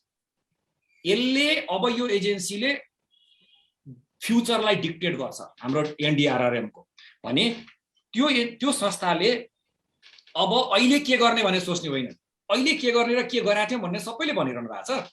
एनडीआरआरएमले 5 देखि 10 वर्ष अगाडिको सोच्नुपर्छ अब के गर्ने भनेर फरवर्ड लुकिङ थिङ्किङ ल्याउनु पर्ने चाहिँ मैले प्रश्न देख्छु। र बरु के सहयोग चाहियो, म जस्ता एक्सपर्टहरू थुप्रै हुनुहुन्छ, यहाँ यङ्स्टर्सहरू हुनुहुन्छ जसले भोलिन्टियरी समय दिन म तयार छु। र म यङ्स्टर्स बसेर I would really want to, even त मैले अघि एउटा इन्डोनेसियाको प्रोजेक्ट भने बट भेरी इन्ट्रेस्टिङ, त्यसमा हामी काम गर्न सक्छौँ जस्तो लाग्छ मलाई। It's not a big deal. र अहिले हाम्रोमा आइसिटी सेक्टरमा यति यङ्स्टर्स हुनुहुन्छ, उहाँहरू यति इन्थुजियास्टिक हुनुहुन्छ, they would love to volunteer. सुरु गर्नुहोस् न, होस्टिङमा हैसियत गर्ने हामी छँदैछौँ होइन। र योलाई अब पनि कुरेर नबसौँ, अगाडि बढौँ, त्यो पोसिबल छ। It can be done. Best प्र्याक्टिसेसहरूले संसारको धेरै सक्सेस स्टोरी, अमेरिकामा पनि त फिमा कट्रिना पछि रिभ्याम्प भएको हो नि त। अहिले फिमा हेर्नुहोस्, फिमा कस्तो एक्टिभ छ होइन। हुन त नेपालमा पनि हामीले त्यो एउटा परिकल्पना त गरेका थियौँ, सुरुको फर्मुलेसन प्रोसेसमा एउटा यस्तो चाहिँ संस्था बनोस् जो स्वायत्त होस् भन्ने हाम्रो थियो। अब बिचमा अलिअलि राजनीति घुस्यो, मैले अघि त्यहाँ पोलिटिक्स पनि राखेको छु, त्यहाँ पोलिटिक्स पनि छ त्यहाँ, त्यसले असर गर्यो, बेग्लै भयो, तर बाटो बिराएको छैनौँ। अब अर्को 5-7 वर्षमा मलाई लाग्छ हामीले 2-3 वर्ष अगाडि सोचेको कुरा मलाई रियालिटीमा आउँछ जस्तो लाग्छ, मेरो आफ्नो विश्वास हो यो। अन्तमा मैले गणेश सर र हेमपालजी, राजनजी र लगायत सम्पूर्ण टिममा जसले यति चाहिँ ध्यान दिएर सबै व्यवस्थापन गर्नुभएको छ, उहाँहरूलाई मैले धन्यवाद दिँदै मैले आफ्नो मन्तव्य यहीँ टुङ्गाएँ। धन्यवाद, नमस्कार। धन्यवाद डाक्टर राजीव सर। र सरले जुन कुरा भन्नुभयो सम्भवतः 3टा सूत्र नै दिनुभयो। यदि हाम्रो प्रविधि जुन हामीले अहिले अगाडि बढाइरहेका छौँ त्यो चाहिँ हाम्रो बिजनेस प्रोसेसलाई इन्हान्स गर्दैन, त्यसले सही डिसिजनलाई चाहिँ इनेबल गर्दैन र कम्पिटेटिभ एडभान्टेज दिँदैन भने सम्भवतः त्यसको अपरिहार्यता कति हुन्छ भन्ने कुरा चाहिँ प्रश्न गर्न एकदमै जायज हो। र यहाँ जुन हाम्रो अहिले डिजास्टरको विषयको विज्ञ र केही साथीहरू सरहरू हुनुहुन्छ या मेम्बर हुनुहुन्छ, उहाँहरूले यसलाई चाहिँ अङ्गीकार गर्नुहुन्छ होला। म अब यहाँ डम्बर अरियाल सरका हुन चाहेँ। डम्बर सर, हजुरले पनि आजको छलफलमा पूर्ण रूपमा सहभागी हुनुभयो, धेरै धेरै धन्यवाद। र अब के आजबाट हामीले केही कुराहरू, केही नयाँ आशाहरू लिन सक्छौँ अथवा के कस्तो छ सरको विचार? मैले सरको चाहिँ एउटा क्लोजिङ रिमार्क्स पनि मागेँ। धन्यवाद। आज हामीले धेरै सूचना प्राप्त गरेका छौँ। यसले केही न केही हामीले अगाडि बढ्ने सक्ने त्यो सूचना हामीले प्राप्त गरेका छौँ। र जहाँसम्म अहिले पनि जुन हाम्रो समस्या छ कि माथिको अवस्थाको बारेमा कुनै त्यस्तो ठ्याक्कै यही कुरा हो भन्ने कुरा नआए पनि कमले के हुन्छ भन्ने कुरासम्म सामान्य कुरा पनि आइदिएको भए त्यो असाध्यै राम्रो हुन्थ्यो जस्तो लाग्छ मलाई। किनभने हामी धेरै अप्ठ्यारोमा छौँ, विपदमा छौँ, तर हामी सबै मान्छेहरू चाहिँ यहाँका सबै पब्लिकहरू सबै माथि के छ भनेर सोधिरहनु भएको छ। मैले स्पष्ट जवाफ दिन सक्ने अवस्था छैन। त्यसैले म फेरि पनि के भन्छु भने कि हामीले यसैको बारेमा अलिकति भोलि पनि हामी अलि एउटा छलफल पनि गर्दैछौँ। अब त्यसले केही सूचना दिन्छ कि भन्ने लाग्छ। होइन भने हामीले जुन ढङ्गले अहिले कम अहिले भनौँ न अब अझै यो माथि ठुलो पहिरो गएको छ, तर त्यसको चाहिँ एक भाग मात्रै तल भएको छ, तीन भाग त उही माथि बाँकी छ भन्ने पनि यहाँ हल्ला छ। त्यसैले यो कुराले हामीलाई असाध्यै त्यो पीडा बोध हुन्छ र हामी कहाँसम्म कति माथिसम्म मान्छेहरूलाई सार्नुपर्ने हो यस खालको पीडामा छौँ र यो कुरा अहिले पनि आएन जस्तो लाग्छ। र जहाँसम्म अरू धेरै विषयमा हामीले जति पनि छलफल गरेका छौँ हाम्रो निम्ति उपयोगी छ र त्यसलाई हामीले मतलब अब हामीले गर्ने जति पनि योजनाहरू छन् त्यसमा समावेश गरेर जानुपर्छ जस्तो लाग्छ। छलफल उपयोगी भएको छ। धन्यवाद। धन्यवाद डम्बर सर। र सरले भन्नुभयो जस्तै हामी सरले भन्नुभएको र नगरवासीको त्यो पीडालाई हामी महसुस गर्न सक्छौँ। हामी केही वर्ष अगाडि हामी पनि आफ्नो घरबार कसरी हामी जोगिने भन्ने अवस्थाबाट नै आएका हौँ, तर अब प्राविधिक रूपमा त्यस्तो कुनै प्रष्ट रूपमा भन्न सक्ने अवस्था बनिदिएको भएमा चाहिँ आई थिङ्क हामीलाई लाग्छ हाम्रो यहाँका सहभागी सर म्यामहरूले हजुरलाई राख्नुहुन्थ्यो होला। तर हाम्रो निवेदन यहाँ सहभागी सर म्यामहरूले पनि यो विषयमा केही राम्रो जानकारी केही प्रष्ट जानकारी दिन सक्नुहुन्छ भने हजुरसँग सम्पर्क गर्नुभयो हुन्छ र हामी सरको नम्बर पनि इनकेस सरको एप्रुभल छ भने हामी यहाँ अभाइलेबल गराउँछौँ यहाँ सर पार्टिसिपेन्टहरूलाई। सो त्यो पनि मैले यहाँ जानकारी गराउन चाहेँ र त्यसले चाहिँ केही हदसम्म चाहिँ सहज गर्छ भन्ने अनुमान लिएको छु मैले। अब अन्तिममा आउँदै हामीसँग अब अनिल पोखरेल सर हुनुहुन्छ। अनिल सर आजको छलफल पूर्ण समय बसिदिनु भयो, धेरै धेरै धन्यवाद। र केही हामी सुरुमा चाहिँ प्रेजेन्टेसनमा थियौँ र केही डाक्टर राजीव सरले भन्नुभयो जस्तै हामी डिजिटलाइजेसन भन्दा पनि यसको मूल मुद्दातिर हामी गयौँ, तर त्यो मूल मुद्दा नै हामीले चाहिँ सल्भ नगरिकन हामी अरू मुद्दामा चाहिँ हामीहरूले फेरि प्रयासहरू त्यति सार्थक रहँदैन जस्तो हामीलाई लाग्छ। सो अनिल सर हजुरको कन्क्लुडिङ रिमार्क्स र धेरै प्रतिक्रियाहरू धेरै प्रस्तावहरू सरहरूलाई आएको छ त्यसलाई सम्बोधन गरिदिनु रिक्वेस्ट गर्छु र यसपछि म राजनजीलाई छोटो यो आजको हाम्रो संवादलाई संक्षेप पनि गरिदिनको लागि तयार हुनको लागि रिक्वेस्ट गर्छु। अनिल सर।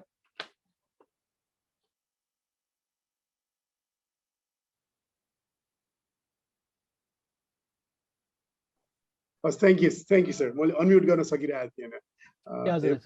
एमलाल सर, सबैजना प्रबुद्ध व्यक्तित्वहरू, म आफै पनि really enriched by today's discussions होइन, जुन क्वेसन्सहरू जुन इन्ट्रेक्सन्सहरू भयो त्यसको लागि धेरै धेरै धन्यवाद।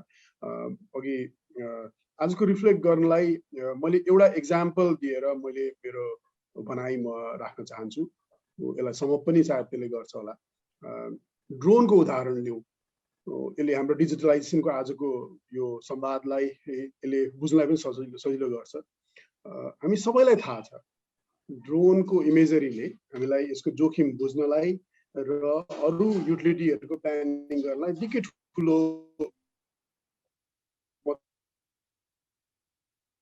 स्याटेलाइट बेस्ड टेक्नोलोजी भन्दा निकै सस्तो अवस्थामा सस्तोमा पनि पाइन्छ। तर यसलाई हामीले कसरी लिइरहेको रहेछौँ भने एडहकको तरिकाबाट लिइरहेको छ। यो शब्द प्रयोग पनि भयो। अब यो टेक्नोलोजी आएको त थुप्रै वर्ष भइसक्यो, तर यसलाई संस्थागत तरिकाले तवरले हामीले प्रयोग गरेकै छैन। Again I will start by saying गरेकै छैन। 2072 सालको भुइँचालोमा सायद हजारौं ड्रोन फ्लाइट्सहरू उडे। यो एउटा पनि data, and I say again एउटा पनि डेटा नेपाल सरकारको संरचनामा कतै पनि छैन। यसले के देखाउँछ भने हामीलाई त त्यो अब ड्रोन फ्लाइट गर्नलाई त त्यतिखेरको डेटाहरू लिनलाई त त्यो त that would have been a amazing wonderful resource even to track changes. अब यो एडहकबाट how do we graduate to a little bit of a next स्टेपमा रिकग्नाइज पनि भइसकेको छ। हामीहरूको गृह मन्त्रालयले नै ड्रोनको फ्लाइट अपरेट गर्नलाई पर्मिसन्सहरू दिन्छ। त्यसको अर्को स्टेप डिफाइन गर्ने, त्यसलाई व्यवस्थापन गर्ने, एकदम म्यानेज तरिकाले राख्ने, र त्यसको अर्को लेभल भनेको यसको अप्टिमाइजेसन कसरी गर्ने। सो यो 5 वटा लेभल अफ ग्रोथहरू हुनसक्छ, यो स्पेसली यो टेक्नोलोजिजलाई प्रयोग गर्ने, डिजिटल टेक्नोलोजीको हिसाबबाट हेर्ने भने हामीसँग अब हामीहरूले अब रोबोटिक फायर फाइटिङ इक्विपमेन्ट पनि ल्याउँला, तर हामीहरूको हालत यही ड्रोनकै जस्तो नहोस् हैन। हाम्रो त्यसमा तपाईँहरूको साथ चाहिन्छ। अब त्यसमा प्राधिकरणले कसरी मद्दत गर्न सक्छ? अब अगेन उदाहरण ड्रोनकै लागि लिउँ। अब हाम्रो सायद 10,000 ड्रोनका फ्लाइट्सहरूको डेटाहरू हामीले मिस गर्यौँ। अहिले अब हामी आह्वान गर्छौँ, तर त्योभन्दा पनि यसलाई व्यवस्थित कसरी गर्न खोजिरहेका छौँ भने हामीहरूले 77 वटा जिल्लाबाट जहाँ ड्रोनको पर्मिसन दिइन्छ त्यहाँबाट सजिलै बनाऊँ, त्यसलाई एपको मार्फतबाट सजिलै पर्मिसन लिने खालको मेकानिजम बनाऊँ। तर त्यो कम्प्लिट गर्नुभन्दा अगाडि त्यो ड्रोनको इमेजरीहरू चाहिँ हाम्रो त्यो कमन पोर्टलमा, कमन सर्भरमा अपलोड गर्ने व्यवस्था गरौँ। यदि त्यो कसैले गर्न चाहँदैन भने उसलाई ड्रोनको फ्लाइट पर्मिसन नदिउँ। त्यसका अरू पनि रेगुलेसन्सहरू छन्, अलिकति सेन्सिटिभ क्षेत्रमा उडाउन पाइँदैन, एभिएसनको डेन्जरस अलिक कल्चरल एरियाजहरू, आर्मीको बेसेसहरूको छेउछाउ उडाउनु पाइन्छ, ती सबैहरू पालना गरौँ। तर ल्यान्डस्केपको survey, disaster risk reduction management गर्ने जस्तो सर्वे प्रयोग गर्ने चिजहरूको चाहिँ यदि यो नहालेको अवस्थामा राज्यको रेगुलेटरी रोल प्रयोग गरेर यसलाई म्यानेज तरिकाले लिएर जाउँ। यहाँ काठमाडौँसम्म आउनु पर्ने अवस्थै नलिएर आउँ। 77 वटा जिल्लाबाट यसलाई अपलोड सबै जहाँबाट पनि अपलोड गर्न सकियोस् हैन। त्यो लाइसेन्सहरू, त्यो पर्मिसन्सहरू त्यसरी लिन सकियोस्। त्यसको आधारमा हरेक हामीहरू नगरपालिकाहरूले, गाउँपालिकाहरूले, विद्यार्थीहरूले, एकाडेमिक इन्स्टिट्युसन्सहरूले त्यसलाई युज गर्न सकियोस्। यसलाई यसरी एडहकबाट बिस्तारै रिकग्नाइज हुँदै, डिफाइन गर्दै, म्यानेज तरिकाले अप्टिमाइज लेभलमा कसरी लिएर जान सकिन्छ। प्राधिकरणको साथ सहयोग तपाईँहरूको हामीलाई त्यस अर्थमा चाहिन्छ। यसलाई सेयर गरौँ डेटा। यो सबैको ग्लोबल कमन गुड हो। यसले रिस्कलाई म्यापिङ गर्न, रिस्कलाई इन्फर्म गर्न तरिकाले हामीले यसलाई हेल्प गर्छ। हाम्रो प्रयास र हाम्रो अलिक मुख्य प्राथमिकता, हामीसँग अहिले I also need to admit the आइटीमा काम गर्ने मसँग एकजना पनि स्टाफ हुनुहुन्न। तर अगेन राजीव सरको analogy I want to use that. तर तपाईहरु सबैजना भनेको एनडीआरएम, तपाईहरुको साथ सहयोगले हामीले यस्तो खालको विधि स्थापना गर्यौं भने हामीहरूलाई रिसोर्स नै चाहिँदैन, पैसा चाहिँदैन, हामीले तलब पाइरहेका छौं। हामीहरूले यस्तो खालको विधि स्थापना गर्यौं भने हामीले सबैको क्राउड सोर्स टेक्निकबाट हामीले यो अमेजिङ डेटा रिसोर्स बनाउन सक्छौं। अहिलेसम्म हाम्रो मिसिङ थिङ भनेकै हामीहरूको सायद एडहोकिजमबाट how do we graduate to optimise लेभलमा हामी जाने हो। प्राधिकरणको प्रमुख प्राथमिकता भनेकै त्यही। यसलाई ड्रोन एउटा उदाहरण मात्र हो। हामीहरूले त्यसैगरी यो प्रविधिका अब एआई होला, रोबोटिक टेक्नोलोजिजहरू होला, हैन, हामीहरूको मसिन लर्निङ्सहरू होला, यी सबै चिजहरूलाई हामीहरूले त्यसरी विधि सम्मत तरिकाबाट हाम्रो रेगुलेटरी प्रोसेसहरू र प्रजातान्त्रिक मुलुकको जुन मूल मर्म मान्यता प्रयोग गरेर हामी त्यसरी स्थापना गर्न सक्यौं भने निश्चय पनि हामीले डिजिटलाइजेसनको माध्यमद्वारा हामीले जोखिमलाई बुझ्न सक्छौं र यसलाई सजिलोसँगले हाम्रो मेयर साहबहरुको अफिस, उहाँको सचिवालयले यसलाई प्रयोग गरेर अगाडि लिएर जान सक्नुहुन्छ। हाम्रो प्रयास भनेकै स्थानीय हरेक 753 वटा स्थानीय पालिकाका त्यहाँ काम गर्ने स्टाफहरू र त्यहाँ नेतृत्व गर्ने हरेक निर्वाचित प्रतिनिधिहरूलाई उहाँहरूको क्षमता अभिवृद्धि गर्नु हाम्रो मुख्य प्रायोरिटी नै त्यही हो। हामी त्यसमा उद्यत छौं। यसको लागि तपाईहरुको साथ सहयोग चाहिन्छ। तपाईहरुको साथ पाइयो भने हामीले यसलाई अगाडि लिएर जान्छौं। मैले अब मुख्य गरी अब मेयर साहबले अघि सोध्नुभएको प्रश्न जुन थियो जोखिम कहाँ कति बाँकी छ भन्ने कुरा, हामीहरूको यसको लागि एउटा विज्ञ टोली बनाएका छौं। विज्ञ टोलीको प्रारम्भिक अध्ययन हामीले सुरु गरिसक्यौं। हामीहरू यसको शनिबार हामी 10 जनाको टोली हामीहरू गएर हामी आधा अध्ययनहरू गरेर आउन सक्यौं। त्यसभन्दा माथि जान सकिएन मेयर साहब। त्यो क्लाउड कभर र त्यहाँको वेदर कन्डिसन पनि राम्रो भएन। त्यो सानो खालको हेलिकप्टर लिएर माथिसम्म जाने र त्यो गर्नुभन्दा अगावै हामीले अहिले ड्रोनको स्पेशलाइज्ड टिमहरू, त्यसको ड्रोन पाइलट्सहरू चाहिँ लगेर हामीले अहिले त्यसको सुरुवातहरू गरिसकेका छौं। त्यसको फिडहरू पनि आउन सुरुवात भइसकेको छ। त्यो सँगसँगै सैटेलाइट इमेजरीहरूको माध्यमबाट सम्भवतः अर्को 1 हप्ता जति लाग्छ होला। मेरो साहब, मैले यो चिजहरूलाई मैले प्रस्ताउन चाहे र यो फोरममा पनि भन्न चाहे। यो सबैको संयुक्त प्रयासबाट इन्टरडिसिप्लिनरी एक्सरसाइज मार्फतबाट हामीले यसको जोखिमको अवस्था के छ, थप यसले क्षतिहरू निम्त्याउन सक्छ कि सक्दैन, यी कुराहरूको यावत हामीहरूले यसको एसेसमेन्ट सुरु गरिसकेका छौँ। यसको इन्फर्मेसनहरू आउने बित्तिकै म हजुरहरूलाई सबैजनालाई यस्तै प्लेटफर्मको माध्यमबाट हामीहरूको वेबसाइट, हामीहरूको सोसियल मिडिया साइट्सहरूबाट हामी सेयर गर्नेछौँ। र अन्तमा आजको यो जुन यो इभेन्ट जुन अर्गनाइज गरिदिनु भयो डिजिटल संवाद 2 भनेर, यो एकदमै सान्दर्भिक रह्यो र यसले हामीहरूले पनि गरिरहेका काम कारवाहीहरू हामीले तपाईँहरूकोमा सेयर गर्न पायौँ। तपाईँहरूको क्वेसन्सहरूबाट हामीलाई पनि थुप्रै कुराहरू हामीले सिक्न पनि पाएको छौँ। मुख्य गरी रेस्पोन्समा कसरी लिएर जाने, डेटाहरूलाई अझै कसरी हामीले युजर फ्रेन्डलीहरू बनाउने, टेक्निकल क्यापासिटीहरू 753 स्थानमा कसरी पुर्याउन सकिन्छ, यी यावत कुराहरू र तपाईँहरूले गरिरहनु भएका अरू इनिसिएटिभ्सहरूको बारेमा पनि यो च्याट रुमहरूबाट थाहा पायौँ। हामीले यसलाई डकुमेन्ट पनि गर्छौँ। तपाईँहरूको पनि सहयोग चाहिन्छ। तपाईँहरूको आज पक्कै पनि यसको प्रोसिडिङहरू भयो भने हामीलाई पनि सेयर गरिदिनु होला। तर मेरो अन्तिममा मेरो सबै तपाईँहरूलाई मेरो आग्रह, यो भिलेज कन्सेप्ट मलाई साह्रै म प्रभावित भएँ। यो सबैको प्रयासले मात्र सम्भव हुन्छ। हाम्रोमा अहिले आजको दिनसम्म हामीहरूको एकजना पनि अहिलेसम्म आइटीको एक्सपर्ट हुनुहुन्न, तर छिट्टै पनि हामीले 3टा काम गर्दैछौँ।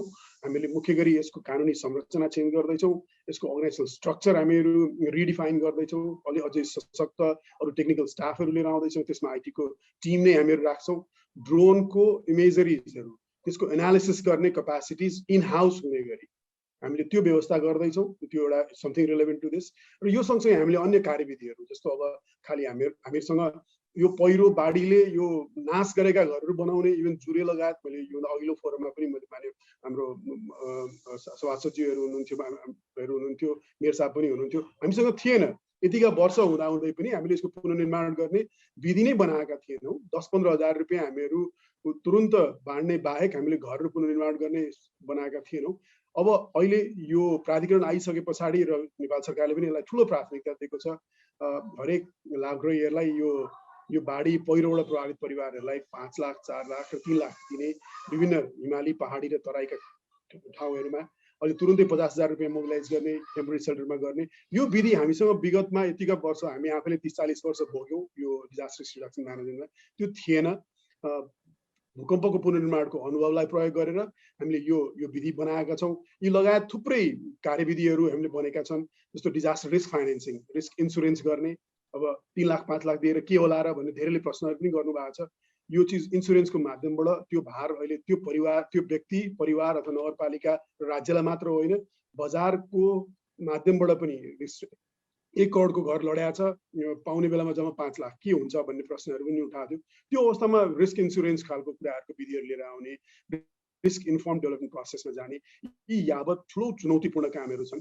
त्यो सबै चुनौतीपूर्ण कामहरू 38 जनाको इन्स्टिट्युसनले निश्चय पनि हुन सक्दैन। 38 लाई सायद 100 सम्म बनाउन सकिन्छ होला, तर त्यति 100 गर्दा पनि हामीले यो काम हामीले गर्ने होइन। यो मेयर साहबहरूको नेतृत्वमा हरेक स्थानीय पालिकाले गर्नुपर्ने हुन्छ। त्यसमा हामीहरूको मुख्य अभिभावक भनेकै स्थानीय पालिकामा त्यो क्षमता, साधन र स्रोत जुटाइदिने हो हामीहरूको। र त्यो 100बाट पनि अझै सानो कसरी बनाउन सकिन्छ भन्ने कुराको लागि हामीले 10 वर्षे महाअभियान, नेपाललाई कसरी डिजास्टर रेजिलिएन्ट बनाउन सकिन्छ भनेर त्यो महाअभियानको चार्टिङ गर्ने काम हामीले सुरु गरिसकेका छौँ। यो चैत्र 26 गतेको सामान्य प्रधानमन्त्रीजीको अध्यक्षतामा बसेको राष्ट्रिय परिषदको बैठकले यसको टास्क फोर्स पनि गठन गरिसकेका छ। यो कानुन बनाउने, स्ट्रक्चर बनाउने, फाइनेन्सिङ जुटाउने लगायत यी यो जुन नेसनल स्ट्राटेजी रिडिफाइन गर्ने कामहरू हामी सुरु गरिसकेका छौँ। त्यसमा तपाईँहरूको सुझाव सल्लाह भयो भने हामीहरू अझै त्यसलाई इफेक्टिभ कार्य बनाउन सक्छौँ भन्दै आजको यस कार्यक्रममा मलाई प्लस हाम्रो साथीहरू सबैलाई यो अर्गनाइज गरिदिनु भएकोमा फेरि पनि धन्यवाद दिँदै बिदा हुन चाहन्छु। हस्, धन्यवाद, नमस्कार। धन्यवाद अनिल सर। र एकदमै सरले चाहिँ सबै कुराहरूलाई सम्भवतः केही उसम्म पनि सरले चाहिँ एड्रेस गरिदिनु भएको छ। हुन त फेरि यहाँ केही प्रश्नहरू त सरलाई यहाँ छँदैछन् र यो आउने क्रम जारी नै रहन्छ होला, किनभने सर अहिले एउटा एकदमै मुख्य जिम्मेवारीमा हुनुहुन्छ र यो मुख्य जिम्मेवारी उहाँले राम्रोसित यसलाई निर्वाह गरेर नेपाली जनधनलाई नै सुरक्षित राखिदिन चाहिँ उहाँले प्रयास सक्नुहुनेछ भन्ने आशा गर्छौँ। र म अब यहाँ आजको हाम्रो डिजिटल संवादको छोटो आजको सबै छलफललाई चाहिँ छोटकरीमा प्रस्तुति गरिदिनु हुनको लागि चाहिँ राजन लम्सालजीलाई रिक्वेस्ट गर्ने। राजनजी। हजुर, धन्यवाद। र त्यसपछि हामी गणेश सरबाट आजको क्लोजिङ रिमार्क्स लिएपछि आजको कार्यक्रमलाई हामी आज टुङ्ग्याउनेतिर लाग्छौँ। हजुर राजनजी। हजुर, धन्यवाद हेमपाल सर। आज एकदमै गहन महत्त्वपूर्ण विषयमा छलफल भएको छ। हामीले डिजिटल संवाद 2.0 को तेस्रो एडिसनको रूपमा आजको कार्यक्रम राखेका थियौँ। हामीले आजको कार्यक्रममा जति हाम्रो रिसर्च पर्सन वक्ताहरू हुनुहुन्थ्यो उहाँले गहन रूपमा प्रस्तुति दिनुभएको छ। सुरुमा हामीले गणेश सरले हाम्रो कार्यक्रमका संयोजक गणेश सरले बताउनु भयो कि हामीले डिजिटल रूपान्तरणको बारम्बार कुरा गरिरहेका छौँ, तर विपदबाट जोगिन र क्षति कम गर्न हामीले नयाँ प्रविधिको प्रयोगमा ध्यान दिन नसकेको अवस्था छ। यसतर्फ कलेक्टिभ प्रयास हुनु आवश्यक छ र यसलाई बृहत तरिकाले सोचेर सरकारले पनि प्राथमिकता साथ अगाडि बढाउनुपर्छ भनेर उहाँले सुरुमै सन्देश दिनुभएको थियो। हामीसँग आजको कार्यक्रमको पहिलो रिसर्च पर्सन अर्थात् प्रेजेन्टर अमृत शर्माले विभिन्न विषयसँग उहाँले गम्भीरताका साथ प्रश्न उठाउनु भएको छ र उहाँले आफ्नो रिसर्चहरूबाट पनि आएका कुराहरूलाई पनि प्रस्तुत गर्नुभएको छ र डिजिटल प्रविधिलाई डिजास्टरसँग जोडेर अघि बढाउन सके क्षति न्यूनीकरण गर्न सकिन्छ भनेर नै उहाँले सुरुमा आफ्नो प्रस्तुति राख्नुभएको थियो र ग्लोबल र नेपालको सिनेरीमा भइरहेका प्रयासहरू कस्ता छन् र नेपालले डिजिटलाइजेसन क्षेत्रमा कसरी अगाडि बढ्नुपर्छ भन्ने कुराहरू उहाँले आफ्नो प्रस्तुतिमा राख्नुभएको छ। उहाँले एकदमै महत्त्वको साथ उठाएको कुरा डेटाको कुरा उठाउनु भएको छ। डेटा एकदमै महत्त्वपूर्ण कुरा हो, यसलाई हामीले सही तरिकाले प्रयोग गर्न अगाडि बढाउनुपर्छ। डेटा कलेक्सन, भिजुअलाइज र सही समयमा यसको डिसिजन मेकिङ सिस्टम प्रोपर बनाउनुपर्छ भन्ने कुरा उहाँले उठाउनु भएको छ। विभिन्न नयाँ प्रविधि आइरहेका छन्, त्यो प्रविधिलाई पनि सही तरिकाले प्रयोगतर्फ अगाडि बढाउनु पर्ने कुरा उठाउनु भयो। उहाँले real time road surveillance, water लेभलका कुरा र अन्य टेक्नोलोजी इन्हान्सका कुराहरू पनि उठाउनु भएको छ। हामीले टेक्नोलोजिकल इन्हान्समेन्टसँगै समुदायमा सही तरिकाले सूचना पुर्याउने र प्रयोगमा ल्याउन सचेतनाका कार्यक्रमहरू पनि चलाउनुपर्छ भनेर उहाँले राख्नुभएको छ। डिजास्टर पछि जुन राहत र सहयोगहरू आउँछ त्यसलाई पनि हामीले सही तरिकाले वितरण गर्न सकेका छैनौँ। जसको पहुँच छ उसले मात्रै पाइरहेको, अरूले नपाउने स्थितिलाई पनि हामीले डेटाको सही प्रयोग गरेर त्यसलाई वितरण प्रणाली पनि सहज बनाउन सकिने कुरा राख्नुभएको छ। उहाँले सुपर कम्प्युटरको पनि कुरा उठाउनु भएको छ। नेपालमा सुपर कम्प्युटर काठमाडौँ युनिभर्सिटी ल्याएको पनि छ। यस्ता सुपर कम्प्युटरहरूबाट पनि डेटा एनालाइज गर्दै मौसमको पूर्व अनुमान र अन्य डिजास्टरको अनुमान गरेर त्यसको प्रयोगमा ल्याउन सक्ने कुराहरू उठाउनु भएको छ। उहाँले डिजिटल फाउन्डेसनसँगै डिजास्टरका सबै साइकलहरूलाई डिजिटल प्रविधिसँग प्रयोग गर्न आवश्यक रहेको कुरा उठाउनु भएको छ। र अन्त्यमा उहाँले अझै पनि यो डेटा चाहिँ एउटा फाउन्डेसन हो, फाउन्डेसनको पहिलो शर्त हो यो डेटामा इन्भेस्ट गरौँ, डिजास्टर रिस्क म्यानेजमेन्टलाई लिएर प्रभावकारी बनाउन डेटा साइन्समा ध्यान दिउँ र यसमा इन्भेस्ट गरेर अगाडि बढौँ भन्ने कुरा उहाँले आफ्नो प्रस्तुतिमा उठाउनु भएको छ। हामीसँग प्रदीप खतिवडा हुनुहुन्थ्यो जो विपद पोर्टलका टेक्निकल टिमबाट पनि हुनुहुन्छ र विपद पोर्टलको बारेमा उहाँले सम्पूर्ण कुरा बताउनु भयो, कसरी काम भइरहेको छ, डेटाहरू कसरी प्रयोग भएको छ, डेटाहरू कसरी हेर्न सकिन्छ भन्ने कुराहरू पनि उहाँले देखाउनु भएको छ। जुन विपद पोर्टलमा डेटा पोलिसी मेकिङ, प्लानिङ र इम्प्लिमेन्टिङमा धेरै महत्त्वपूर्ण हुन सक्ने विपद पोर्टल भनेर उहाँले प्रस्तुतीकरण दिनुभएको छ। डेटा म्यानेजमेन्ट र यसको प्रयोगमा पनि प्राधिकरणले विशेष ध्यान दिइरहेको कुरा पनि उहाँले राख्नुभयो। डेटालाई प्री र पोस्ट इन्सिडेन्टमा कसरी सही तरिकाले प्रयोग गर्न सकिन्छ भन्ने कुरामा विपद पोर्टलले काम गरिरहेको कुरा उहाँले राख्नुभएको थियो।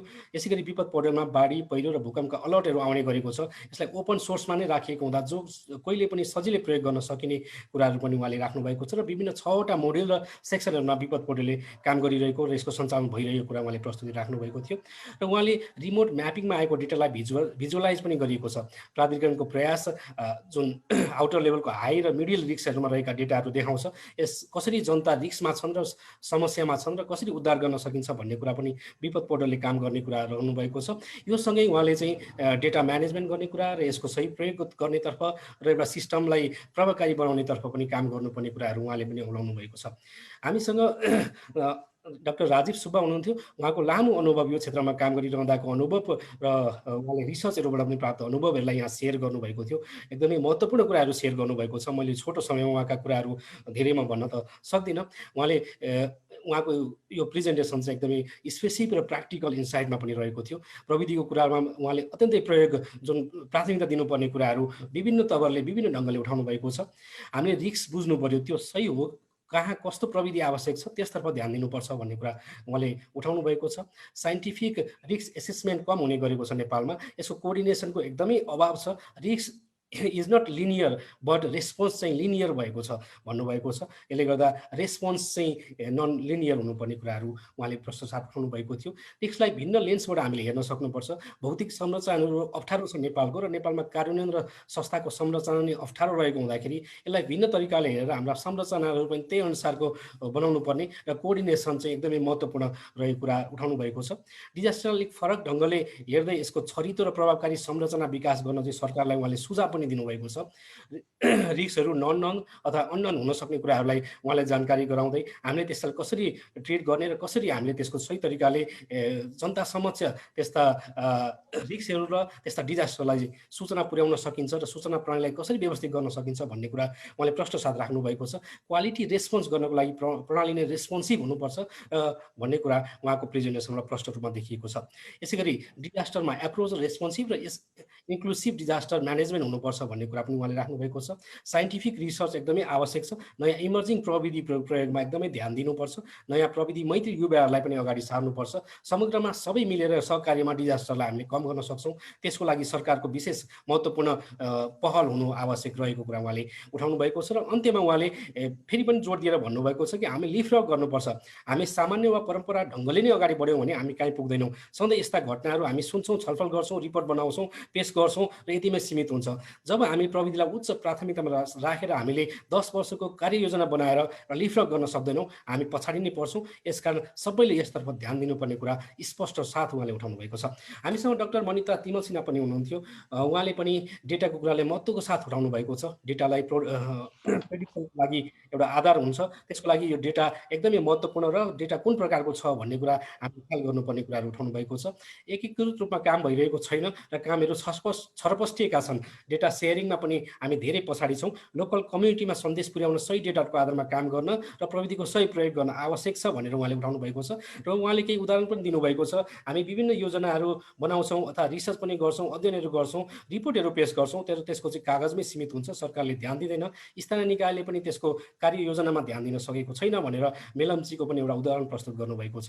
यसकारण हामीले जुन रिपोर्टहरू बनाउने अर्थात् अध्ययन गर्ने तर कार्यान्वयन पक्षमा चाहिँ सुस्तता आउने कुराले चाहिँ हाम्रा विपद व्यवस्थापनमा कठिनाइ भइरहेको कुरा उहाँले प्रश्न साथ उठाउनु भएको थियो। र यसमा चाहिँ हरेक किसिमले चाहिँ प्रविधि प्राथमिकतामा राखेर अगाडि बढ्ने पर्ने कुरा उहाँको पनि प्रस्तुतिमा रहेको थियो।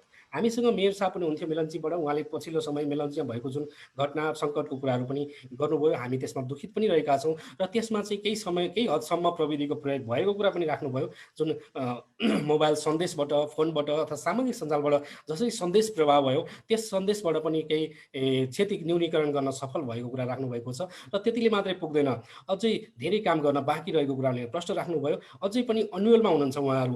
अझै माथिबाट के हुने हो, कहिले पहिलो आउने हो भन्ने कुराहरू धेरै हल्लाहरू फैलिरहेका छन्। तर सरकारले अहिलेसम्म स्पष्ट पनि रहेको छैन। यो हप्तौँ महिनौँ भनौँ अथवा धेरै दिन भइसक्दा पनि सही सूचना प्राप्त नगर्नु कमजोरी हो। यो कुरामा चाहिँ सरकारले र माथिल्लो निकायले विशेष ध्यान दिनुपर्छ भन्ने कुरा राख्नुभएको छ। र यसमा प्रयास भइरहेको कुरा अथवा उहाँले जुन साइरन जडान गरेर पनि केही काम गरिरहेको कुराहरू पनि उहाँ उल्लेख गर्नुभएको छ। हामीसँग आज एकदमै महत्त्वपूर्ण व्यक्ति पनि हुनुहुन्थ्यो हाम्रो यो आजको विषयको छलफल गर्नमा। NDRRMA का जुन चिफ एक्जिक्युटिभ अनिल पोखरेल सरले चाहिँ महत्त्वपूर्ण कुराहरू राख्नुभएको छ, भइरहेका प्रयासहरू राख्नुभएको छ र प्रविधिमा उच्च प्रयोग गर्नको लागि उहाँले चालिरहेका प्रयासहरू पनि राख्नुभएको छ। र राष्ट्रिय र अन्तर्राष्ट्रिय एजेन्सीहरूसँग मिलेर काम गरिरहेको कुराहरू पनि उहाँले राख्नुभयो। विभिन्न सेटेलाइटहरूको प्रयोग गर्दै उहाँले अध्ययन गरेर नयाँ क्लाउड कभरहरू राखेर पनि नयाँ तरिकाले अध्ययन गर्न सकिने, ड्रोनको उच्च क्षमताका ड्रोनहरू प्रयोग गरेर पनि लागत अवस्था जानकारी लिन सक्ने कुराहरू अध्ययन भइरहेको, यसतर्फ प्राधिकरण पनि अगाडि बढिरहेको कुरा पनि उहाँले राख्नुभएको छ। डिजास्टर रिस्कमा हामी अझै कसरी फड्को मार्न सक्छौँ भनेर विभिन्न तवरले छलफल भइरहेको र एउटा भिलेज भएको र सबैले सहकार्य गरेर सहयोग गर्न पनि उहाँले आग्रह गर्नुभएको छ। र उहाँको अन्तिममा पनि उहाँको आफ्नो प्रयासहरूको कुरा गर्नुभएको थियो। नीतिगत सुधार गर्दै, प्राविधिक व्यवस्थापन पनि थप्दै, ड्रोन लगायतका नयाँ प्रविधि प्रयोग गर्दै अगाडि बढ्न लागिरहेको हुँदाखेरि यस्ता सबैजनाले, सबै नेपालीहरूले सबैको सहकार्यमा हामीले विपद व्यवस्थापनमा अगाडि बढ्न सक्छौँ भन्ने कुरा राख्नुभएको छ। उहाँले डिजिटल टेक्नोलोजीको प्रयोग गर्नेतर्फ पनि उहाँ अग्रसर रहेको र कसरी सही तरिकाले प्रयोग गर्न सकिन्छ भनेर उहाँको अनुसन्धान, खोज र विभिन्न तवरले प्रयासहरू पनि जारी रहेको कुराहरू पनि हामीसँग राख्नुभएको छ। र उहाँले महत्त्वपूर्ण कुरा विपद पोर्टललाई एउटा इन्टिग्रेटेड सिस्टम बनाएर, कमन नेसनल पोर्टल सिस्टम बनाएर लोकलाइज गर्ने प्रयास भइरहेको भन्ने कुरा राख्नुभएको छ। र हामीले यो एउटा भिलेजको रूपमा इकोसिस्टम बनाएर काम गर्न खोजिरहेका छौँ, नीतिगत सुधार पनि गर्न खोजिरहेका छौँ। तपाईँहरूको सहयोग आवश्यक छ भनेर पनि उहाँले सहयोग सबैसँग माग्नुभएको छ। हामीसँग विभिन्न क्षेत्रमा काम गरिरहनुका डोमेन च्याम्पियनहरू पनि हामीसँग हुनुहुन्थ्यो। डाक्टर मिनबहादुर पौडेलले व्यवस्थापन कमजोर रहेको कुरा राख्नुभयो। हामीसँग रविन्द्र ढकाल नास्टबाट हुनुहुन्थ्यो, विभिन्न प्राविधिक क्षेत्रमा भइरहेको काम र नास्टले गरिरहेको अर्ली वार्निङ सिस्टमको बारेमा पनि जानकारी दिनुभयो। यसरी रामलक्ष्मण इनोभेसनबाट पनि साइरनको बारेमा र त यसको महत्त्वको बारेमा पनि कुरा राख्नुभयो। हामीसँग रविन शर्मा पनि हुनुहुन्थ्यो, आवश्यक लोकल लेभलको सूचना पाउन अवस्थामा ध्यान दिनुपर्ने कुराहरू महत्त्व साथ बनाउनु भयो। आराधना शर्मा लगायत सोमनाथ सर, रमेश सरले लगायत पनि विभिन्न सुझाव र प्रतिक्रिया दिनुभएको छ। आजको झन्डै 3.5 घण्टाको यो छलफलमा एकदमै महत्त्वपूर्ण विषयहरू उठेका छन्, विभिन्न सुझावहरू आएका छन्, सरकारले गर्नुपर्ने प्रयासहरूको कुरा आएका छन् र धेरै महत्त्वपूर्ण कुरा साथ गर्दै जाँदाखेरि मैले 5वटा बुँदामा अबको बाटो के हुनसक्छ, कसरी अगाडि बढ्न सकिन्छ भन्ने कुराहरू पनि छोटो अन्त्यमा प्रस्तुत गर्न चाहन्छु। डिजास्टरको न्यूनीकरण गर्नको लागि डिजिटल प्रविधिको प्रयोगमा हामीले विशेष रूपमा ध्यान दिनै पर्यो। हामीले डिजिटलाइजेसनको कुरा गरिरहेका छौँ, यो अत्यन्त महत्त्वपूर्ण र हामीले अघि राजीव सरले भने जस्तै हामी लिफ्ट गर्न सक्नुपर्छ, अनि मात्रै प्रगति देखिन सक्छ। र विश्वमा आइरहेका नयाँ प्रविधिहरू AI, IoT, big data, rider, satellite communication, chatbot लगायतका अलर्ट सिस्टमहरू सही तरिकाले प्रयोग गर्नेतर्फ सरकार र सम्बन्धित निकायहरूले यसतर्फ ध्यान दिनै पर्यो। डिजास्टरमा डेटाको एकदमै महत्त्वपूर्ण भूमिका हुन्छ, एकदमै फाउन्डेसन हो डेटा। सही डेटा एनालाइज गर्ने, फोरकास्ट गर्ने र सूचना दिने कुरा प्रभावकारी हुनु पर्यो। Data collection, visualise, real time update हुन आवश्यक छ। विपद पछिको उद्धार र सहयोगमा पनि उत्तिकै सही तरिकाले डेटालाई प्रयोग गरेर पीडित सबैलाई इक्वली ट्रिट गर्न सक्ने वातावरण बन्न सक्नुपर्छ। सरकारी नीति र पोलिसीलाई सुधार गर्न आवश्यक छ। पुरानो ढङ्गले अथवा परम्परागत ढङ्गले नै हामीले पोलिसी संरचनाहरू र कार्यालयको काम गर्ने ढङ्गलाई पनि अगाडि बढायौँ भने हामी अगाडि बढ्न सक्दैनौँ। त्यस्ता संरचनाहरू परिवर्तन गर्न आवश्यक छ। नयाँ कार्यक्रमहरू ल्याइन्छ तर कार्यान्वयन नहुने अवस्था छ। यसले गर्दाखेरि अब सङ्कट पर्दा मात्रै हामी आतिने होइन कि अगाडिदेखिको तयारीको साथ अगाडि बढ्नु पर्यो। ट्रान्सपरेन्सी र एकाउन्टेबिलिटी सबैले ध्यान दिनु पर्यो र अब डिजास्टरको लागि पोलिसी सुधार गर्दै अधिकतम प्रविधिलाई प्रयोग गर्दै हरेक दिन 24 घण्टा अलर्ट हुने सक्ने सरकारी वातावरण संरचना बनाउनु पर्यो। डिजास्टरलाई फरक तरिकाले संरचना विकास गर्दै कलेक्टिभ र इन्टिग्रेटेड मोडालिटीमा लानु पर्यो। क्वालिटी रेस्पोन्स गर्नको लागि प्रणाली पनि रेस्पोन्सिभ बनाउनु पर्यो र सही तरिकाले कोअर्डिनेसन गर्नु आवश्यक पर्यो। यसै गरी सँगसँगै हामीले हरेक पक्षमा कुरा गर्दै जाँदाखेरि डिजिटल प्रविधिको प्रयोग गर्दै जाँदाखेरि डिजिटल फाउन्डेसनमा सरकारको उत्तिकै ध्यान दिनुपर्छ। त्यो सँगसँगै सर्वसाधारण जनतालाई सही तरिकाले सूचना पुर्याउनको लागि सूचना प्रणाली विकास गर्नु पर्यो। डिजिटल लिट्रेसीलाई उत्तिकै ध्यान दिनु पर्यो। हरेक स्थानीय निकाय र नागरिकलाई विपदको बारेमा अपडेट रहन, अलर्ट रहन, सन्देश प्रवाह गर्न, त्यसको तत्काल प्रयोग गर्ने र सुरक्षित रहन, सचेतना फैलाउनको लागि पनि उत्तिकै हाम्रो लिट्रेसीको पार्टमा पनि काम गर्न आवश्यक रहेको ठानेका छौँ। धन्यवाद। धन्यवाद राजनजी। र राजनजीले सम्भवतः आजको यो सबै छलफललाई एकदम राम्रो रूपमा टिपोट पनि गर्नुभएको छ र अनिल सरले अघि भन्नुभयो जस्तै हामी यसको एउटा प्रोसिडिङ रिपोर्ट पनि हामी सबैलाई सेयर गर्छौँ र यो जुन लिङ्क अघि गुगल डक्समा लिङ्क सेयर गरेको छौँ त्यो पनि यहाँ सबैलाई उपलब्ध नै रहनेछ भन्ने जानकारी गराएँ। र राजनजीले भन्नुभयो जस्तै आज झन्डै हामीले प्लान गरेको समयभन्दा धेरै पछि आइसकेको छौँ, तर संवाद एकदमै गहन र एकदमै विषयवस्तुमा हामी यो विषयवस्तु डिजिटलाइजेसन र यसको अरू आयामहरूमा हामी छिरौँ र त्यसको लागि धेरै धेरै धन्यवाद। र गणेश सर पूर्ण समयमा हामीसँग आज यहाँ हुनुहुन्छ र गणेश सरलाई अब यो हाम्रो आजको संवादलाई पनि समापन गरिदिनु न र अगाडिको हाम्रो कार्यक्रमहरूलाई पनि सरले चाहिँ सेयर गरिदिनु रिक्वेस्ट गर्छु। गणेश सर। ल सबैजनालाई पहिले त सधैँ यो डिजिटल संवादमा सुन्नेलाई सुनको माला, भन्नेलाई फुलको माला भने जस्तै जो श्रोताहरू बस्नुभएछ लाभान्वित हुनुभएको छ र सबै स्रोत व्यक्तिहरू खास गरेर हाम्रो अनिलजी, हाम्रो डमर सर लगायत सबै हाम्रो साइन्टिफिक टेक्निकल कम्युनिटीको व्यक्ति सबैजनालाई चाहिँ मैले हृदयदेखि आभार र धन्यवाद व्यक्त गर्न चाहन्छु। मैले बसी सम्झिरहेको थिएँ आज न्युज एरिया छैन कति लस भयो। एभ्री डे चाहिँ हामी मिडियामा गयौँ भने डिजास्टर्सको लस सुन्ने चाहिँ पाइरहेको छु। यसले सबैलाई कहीँ न कहीँ दुखी बनाएको हुन्छ र यो दुखमा हामीले आफ्नो छतबाट के गर्न सक्छौँ भन्ने लागेको हुन्छ। केही नगर्न सक्यो भने पनि हामी चाहिँ ल अब सक्नेले अब त्यो गर्न हामीले चाहिँ अलिकता अब कसरी 4वटा कुरो मैले जोड दिन चाहन्छु। पहिलो कुरो अनिलजीकै हो, त्यो के हो भने यो सम्बन्धित जुन पोलिसी रुल्स रेगुलेसन्समा पनि हामी तपाईँहरूसँग चाहिँ साबित गर्न चाहिँ अलिकता अगाडि बढौँ भने पनि त्यो यो सो द्याट कि यो राष्ट्रिय विपद जोखिम न्यूनीकरण तथा व्यवस्थापन प्राधिकरणलाई अझै बलियो बनाओस् र त्यो ऐनले चाहिँ आगामी दिनमा कमसेकम स्थानीय सरकारकोलाई पनि अलि सशक्त गरोस्, स्ट्रेङ्थनिङ गरोस्, जसले गर्दाखेरि किनभने त्यो उनीहरूको सबै किसिमको लोकल गभर्मेन्टको चाहिँ क्यापेसिटी बिल्डिङ होस् भन्ने पनि मैले एउटा भन्न चाहन्छु।